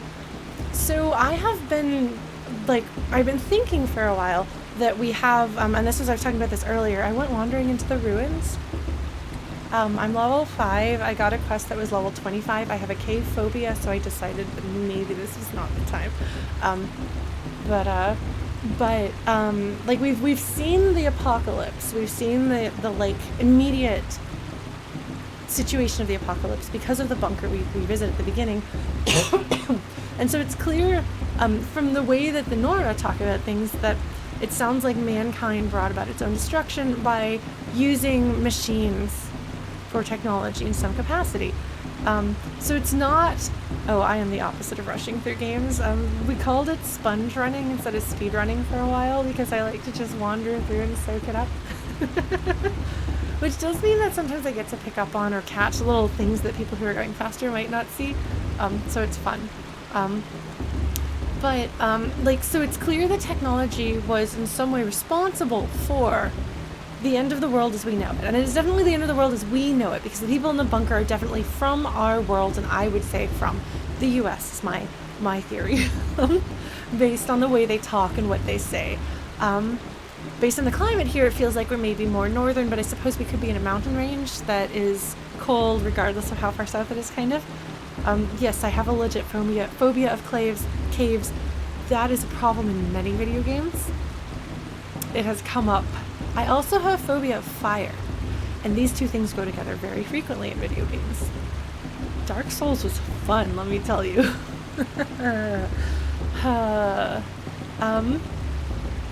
Yeah. But so trying to figure out exactly what it is. And so I will say I am a very strict no spoilers, no vaccining person because like my whole thing is trying to figure this stuff out myself, and I will sometimes be completely wrong or I'll misremember something or misunderstand something, and I understand that can be frustrating, but I like to try to deal with what my brain comes up with instead of what other people's brains come up with. We do, if that winds up being insufferable where you're just like, I can't take it anymore, our Discord has a stream spoilers channel that I don't go to, that is muted for me, that everyone else goes in there and they just yell about like, oh my god, Lauren is not right. Will she ever get it right? And so like, if you enjoy your stay here, because I know that some of you are new, so don't feel pressured, but if you do wind up enjoying your stay and you think that sounds like fun, I'm told that you can like just kind of like have communal yelling experience. Oh, good. Yes, I'm glad to know that there's been yelling, Whooper. I suspect that some of you are like, oh god, she's gonna get herself killed in the caves.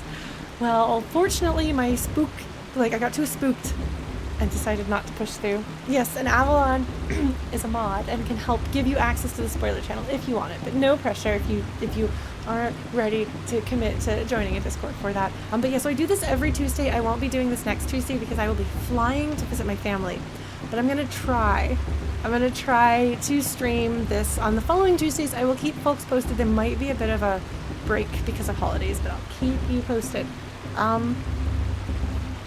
But yeah, so I'm really curious. No, I'm not curious. I'm not ending just yet, Matt. I'm in the middle of a lore thing, but we have some newer folks, so I wanted to make sure that they knew what was going on.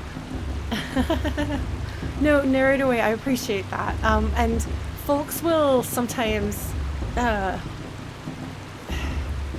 remind me to breathe and hit the pause button, and then I will pick up my cat or something, and we'll get through it eventually.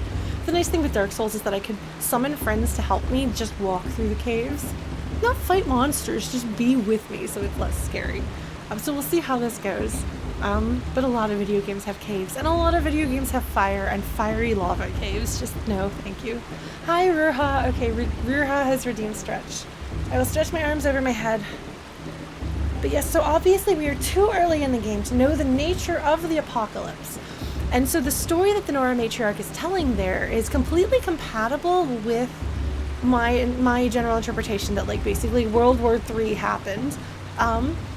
But one thing that I appreciate is that it doesn't directly parallel the events of the apocalypse. They've actually successfully made it fit. They've made it fit like what an actual like mythological origin story would be. Because like the Nora are the people who are centered in the story, which is like kind of what people do when they have their mythological origin story. It's their story, their people. Because I mean, I highly doubt that these people were people who didn't participate in the war and then were fine. Like, that doesn't really make sense, especially having seen the bunker and what happened there. My current running theory, based mostly on the fact that I like science fiction and have read science fictional stories that deal with, like, post-apocalyptic stuff, is that maybe, like, mankind would have been wiped out, but there was like a cradle of humanity that, like, kept them in, like, cryogenic stasis or something like that, and then, like, out they come when it is safe after the earth has been, like, repopulated with, like, plants and animals or something like that, because we stumbled across what we're not supposed to have seen yet, because I am nosy and curious, the metal flying flower that says maybe this was for seed distribution once upon a time.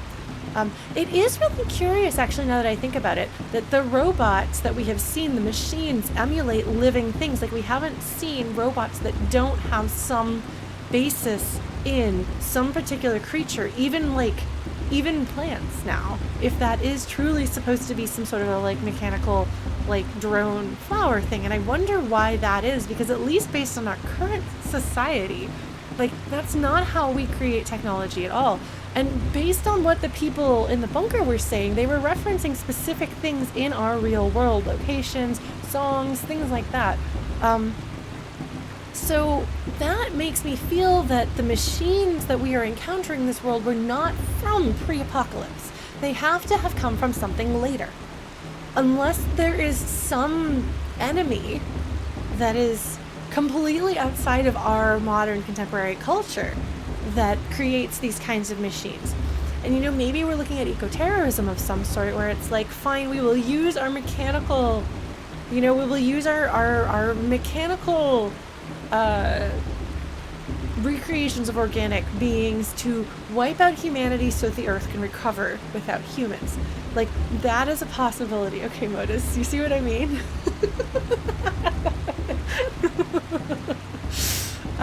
This is what I do, and I know it's not for everyone, but if you enjoy this, like, this is what we do. So it's possible that they're like maybe eco-terrorists did that, and that's like their signature thing, is they're like, no, we will use technology to reclaim the earth from humans, which is a thing. There could be an alien, because there's the big tentacle monster thing that is in the mountains that you can't get to. And it's like gated, walled off, because they don't want people wandering in there to get to the forbidden technology that tried to destroy the world. Oh no, narrator, wait, just go to the Discord and ask, and a mod will give you the stream spoiler access. So you don't have to be a mod to get in there. You just have to get that access so that people don't accidentally stumble in there if they don't want spoilers. So yeah, if you just jump in there, Avalon is here, and just like you can go to any of the channels, general channel, and just be like, hi, please give me stream spoilers access, and then you'll have it, and it'll be great, and you can go in there and start yelling. Yeah, people had a really hard time not interjecting when I was doing this called minigolf thing, so I made the spoilers channel to make it easier for them. Blues is also a mod, so we've got some mods on deck to help with that. The mini golfing thing is a long story that I'll explain at another time, but it comes from another game that I streamed several years ago. But yeah, so I do wonder, like, because the story that they're telling on like the surface level is like it reads like an origin story, like a mythological origin story would. There's another term for that, and I'm forgetting what it is. It's not origin story, that's superheroes. There's another term. My lit degree is failing me here. So when she talks about, like, we, the Nora, were always faithful, and the mother protected us, and then the evil machine rose, like all of the evil ones and the machines rose together, like we cannot, the creation myth. Thank you. I knew that it was like an obvious thing that I was failing. Thank you. I appreciate that. Sometimes my brain has holes in it, and it fails to provide me with things that I know and should be able to come up with. But yeah, so we cannot take at face value that there was, that the Nora were people who were Luddites, who were anti-technology. We cannot take at face value that there was actually one machine that rose above all the rest. Like, it could be any number of things like that. Could be the most powerful machine of all.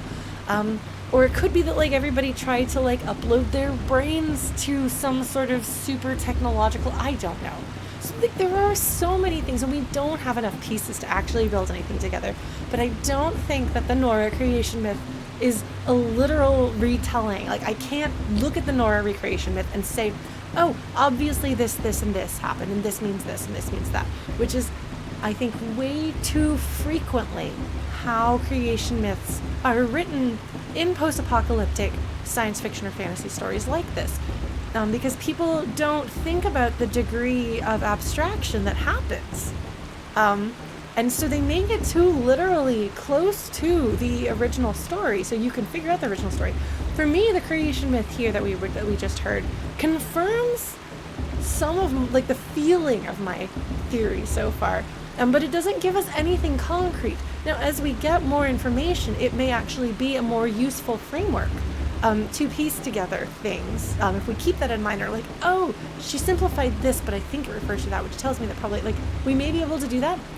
But it's also a neat little story. And as someone in chat was saying, like, yeah, Aloy's never had people just sit around and tell her the myths, the like, you know, sacred stories of the Nora tribe. She's never had access to that. And, like, everyone else has. Like, I don't think anyone else has ever been an outcast since birth. So, like, maybe Aloy is a chosen one, you know?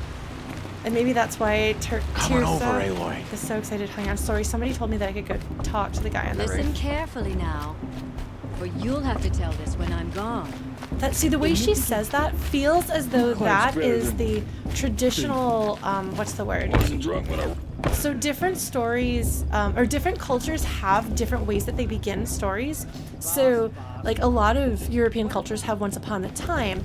I think Russia had, in a certain kingdom in a certain time, this happened, and that's just the way that you say, and people know that means you are beginning a story. Like, if you know, people are hanging out and I'm like, so, and then, like, you know, you walk past me and I say Once Upon a Time, you know that a story is about to be told. That is the signal that this is the beginning of a story. And so when she says, now listen closely because you'll have to tell this when I'm gone, that sounds like, in fact, I wouldn't be surprised if there is some real world culture that has a similar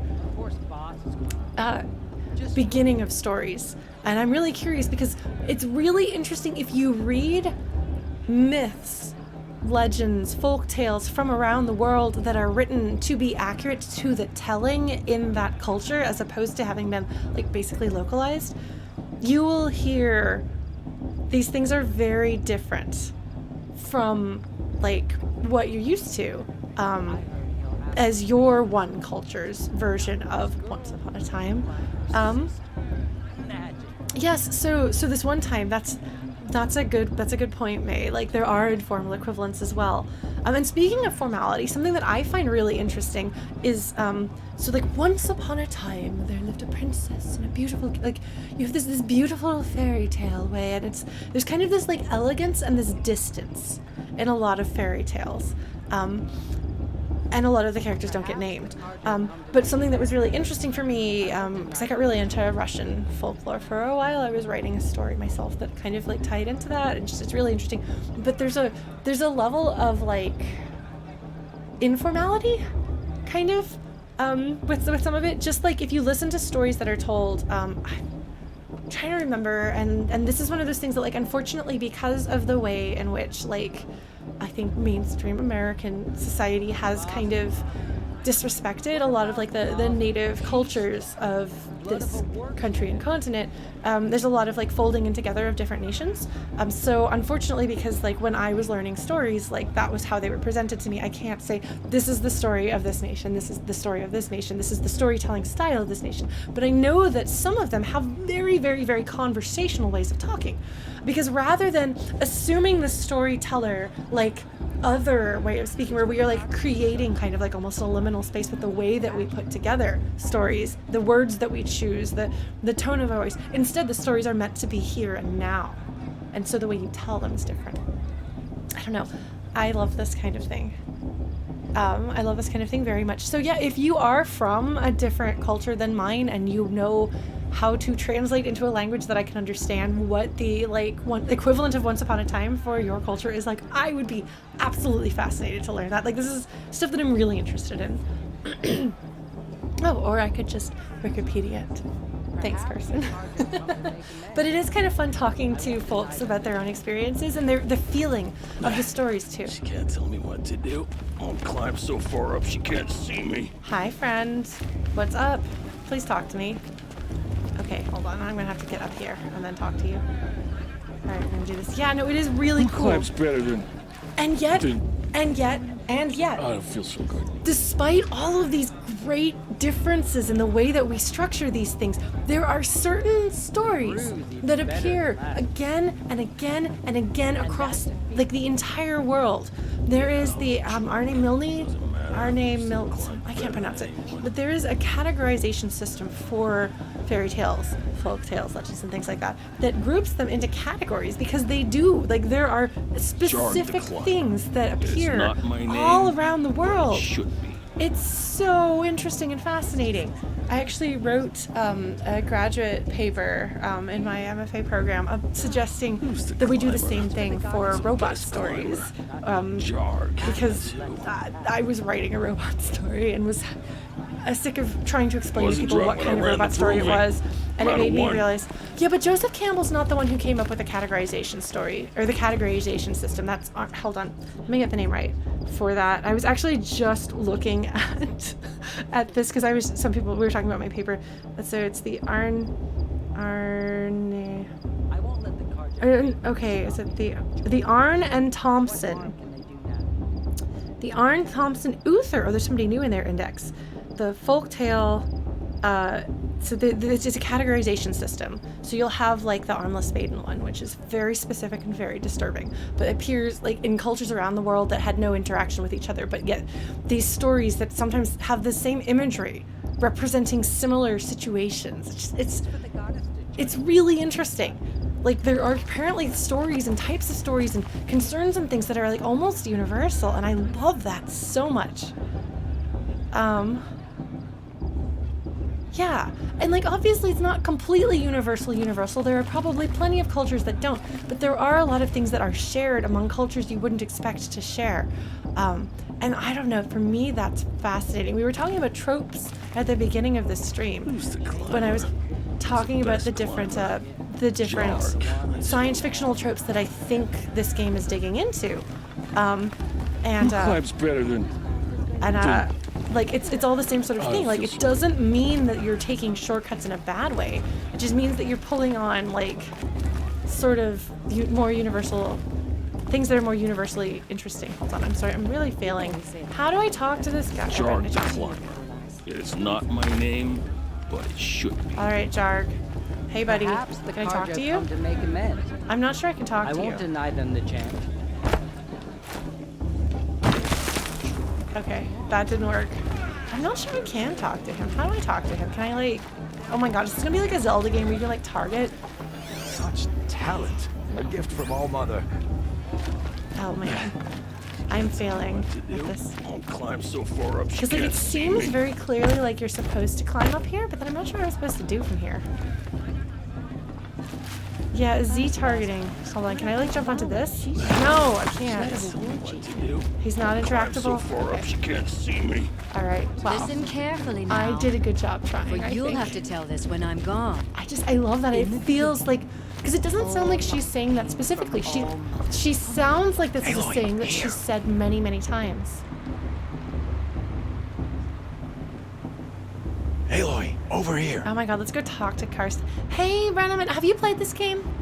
I'm still pretty early on. I don't remember. Come on over, Aloy. I basically assume that any game I stream, you either have streamed or are going to stream. That is generally how it goes. Alright, let's talk to Karst. Aloy, I like him. Over here. He is a good friend. Karst? What are you doing here? He is in denial. Careful. He is. Pretend like we've never met.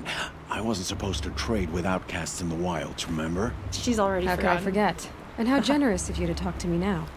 Don't be like that. You know I'll be rooting for you in the proving tomorrow. He's a friend. Can't wait to see the looks on some of these faces when you win. And if you need any last-minute supplies, I'm your man. Thanks, Karst. Oh my god. Okay, obviously we have to talk to him. Because he doesn't come to the city. He specifically said, I can't be around the people, having been outcast in the past. I can no longer live there. Partly because, like, it's crowded and feels, like, overwhelming. But also, I think because he's, like, they kicked me out for going into the ruins. Man, good thing that I was already kicked out before I went into the ruins today. Oh my god, Brandon, I went to a place that was a cave and accidentally got a level 25 quest, and I am level 5. So I might have tried to push on if it hadn't also been a cave, but I eventually concluded that maybe it was best if I did not continue. So I left. But not before I got some stuff I probably wasn't supposed to have yet, so that's fun. Yeah, well, like, the characters in this game are pretty flawed and realistic. And I appreciate that. Like, they haven't really seemed to set out to make anyone a saint, which is good. People are way more interesting. The characters are more interesting if they're defined by their flaws. They feel more like people if they have flaws. So let's ask him what's up. So, Mother's Heart. I thought you preferred the wilds. Well, man can't drink alone all the time, can he? Truth is, I get lonely once in a while. Did somebody tell him? I admitted it. Don't think less of me. I won't hold it against you, if you give me a discount. Yeah, I love that she sasses him. You can't be. I'm joking, Karst. It's good to see you. Oh my god. Don't go soft on me. Oh my god. Oh my god, that was adorable. That was adorable. Like, she doesn't actually want to hurt his feelings, and he's like, no, come on, you've got to banter with me. You can't drop the charade of this banter to be sweet. Like, no, we need to be, like, playfully giving each other a hard time. It's great. Yeah.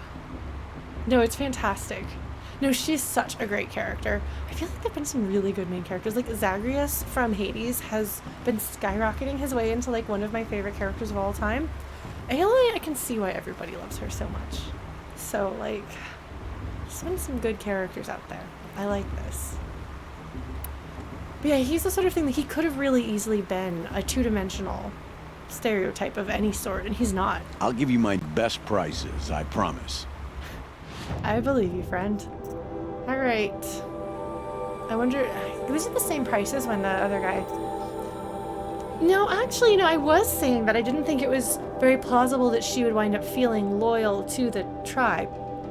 But it is true that there are people in the tribe that she has an attachment to, and that could turn into something bigger. I just don't think she could get over the problems that she has with the society at large. So we'll see. But I could totally see her running after Rost. Treasure boxes. I thought I'd already bought that. But that's okay. I should probably open those. Time to go. Good luck tomorrow, Aloy. Alright, hold on. I think I need to... Do I need to do something with my inventory? Yes. Hold on. I'm really bad with buttons. Alright. Outfits. I'm wearing that. Resources. Metal burn and echo shell. I'm pretty sure I'm not supposed to have those yet. But I got into some trouble. Going where I wasn't supposed to go. Oh, is there more stuff that I... Hold on. Where's the stuff that...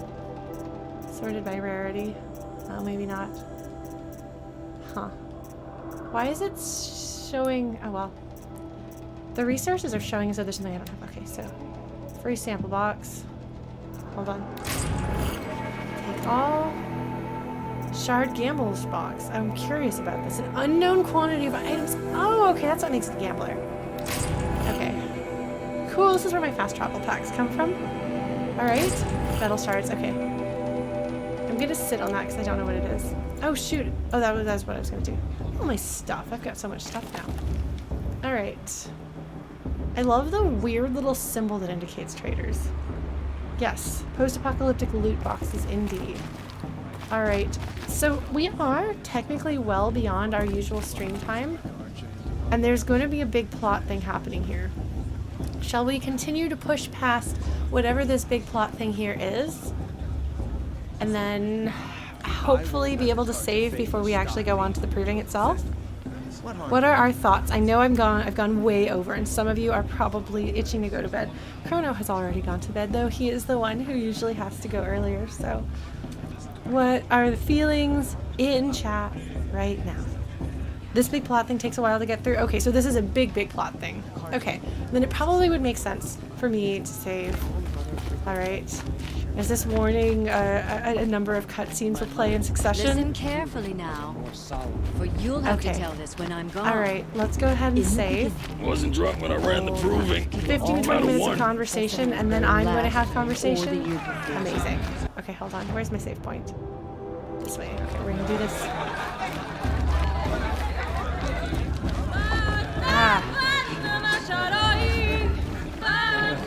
Well, bruh, it's not so much am I feeling well enough to continue as I don't really, like, it would be one thing if it was like a little thing, but because it's going to be a big long plot point, I don't want to be here that much longer. So, you've all been absolutely lovely, but I do have other things that I need to get done, including going to bed at some point. But giving my poor Sophie some attention because she's been sleeping patiently, and she just like went in her sleep when she heard me say her name. So I need to give Sophie some attention, but I'll pick her up and have her say hello to all of you before we turn off. Yes. So if it's a large scene and then an even larger scene, we'll do all of that next time, and that will also lead us into the proving. And there's no way that I can get sidetracked. Probably. I did not anticipate that I was going to get lost in the ruins in the cave, and I don't know. Okay, I did just save. All right, folks. All right, so before we go, I'm going to leave it sitting on this for a moment. I will do my little close-up thing. So again, we will not be streaming this game next week because I will be on an airplane or home at my mom's house. Wish me well. I will be flying internationally with a cat again. But I'm really excited about that. I don't know what my stream schedule is going to look like for when I am home for the month. But I will keep you guys posted. If I can have a PS4 with me, I will continue this. Otherwise, I will let you know as soon as we're going to be able to be back, which may not be until January, but I will keep you posted on that. Thursday will continue to be Hades. We're having a lot of exciting stuff happening with Hades. I think it's very exciting stuff anyway, so we will be playing that this week. Saturday streams are off for the time being. I think Thursdays will continue like normal through when I'm in Texas. I will let you all know there may be other streams and other things may be happening. I'm sorry things are so up in the air, but I don't know how things are going to go with my family. I don't know like if my mom is going to be working in the evenings or that sort of thing, so I'll keep you all posted. Other things coming up. I know at one point we were talking about doing a Flutie Pie's Secret Santa. I don't know exactly where that wound up going. I'm sorry. But if that is going on, those of you who are participating in that, hopefully that'll be fun and I'll try to participate with that. I am hoping to do some really cool stuff in January. I want to do another concert that I host with my friends. I want to do another cooking stream because my birthday is in January, so it's going to be some exciting stuff going on. Yeah, other than that, like music, there'll be more music coming. I've got a lot of projects in the works. Writing will be coming. I'm working on another chapter of the fanfic, and I don't know. I will keep you all posted. If we don't have the ability to do Horizon Zero Dawn, we may go to do the optional boss in Deltarune Chapter 1 to see if we can unlock that bit of lore. Or we may do that on some Saturdays. We'll see. I'll keep you all posted. Please, you can follow on Discord or social media, and that is one of the truest ways of finding the information about what I'm doing because I'm disorganized right now. But thank you so much for being here. For those of you who are new, welcome. Thank you. I hope you'll join us again. Yeah, I'm looking forward to seeing what happens next and whether any of my crazy ideas here are based in anything at all. Oh, Justin, thank you. Yeah. Oh, hold on. I have to figure out. Oh, there we go. Okay. Thank you all so much. Please take care of yourselves. Please be good. Stay safe. Stay healthy. Be kind to yourselves and each other. I will see you maybe later this week. Maybe in a couple of weeks. We'll see. Good night. Oh, hold on. I promised Sophie. I promised a cat. I'm not gonna make a liar of myself.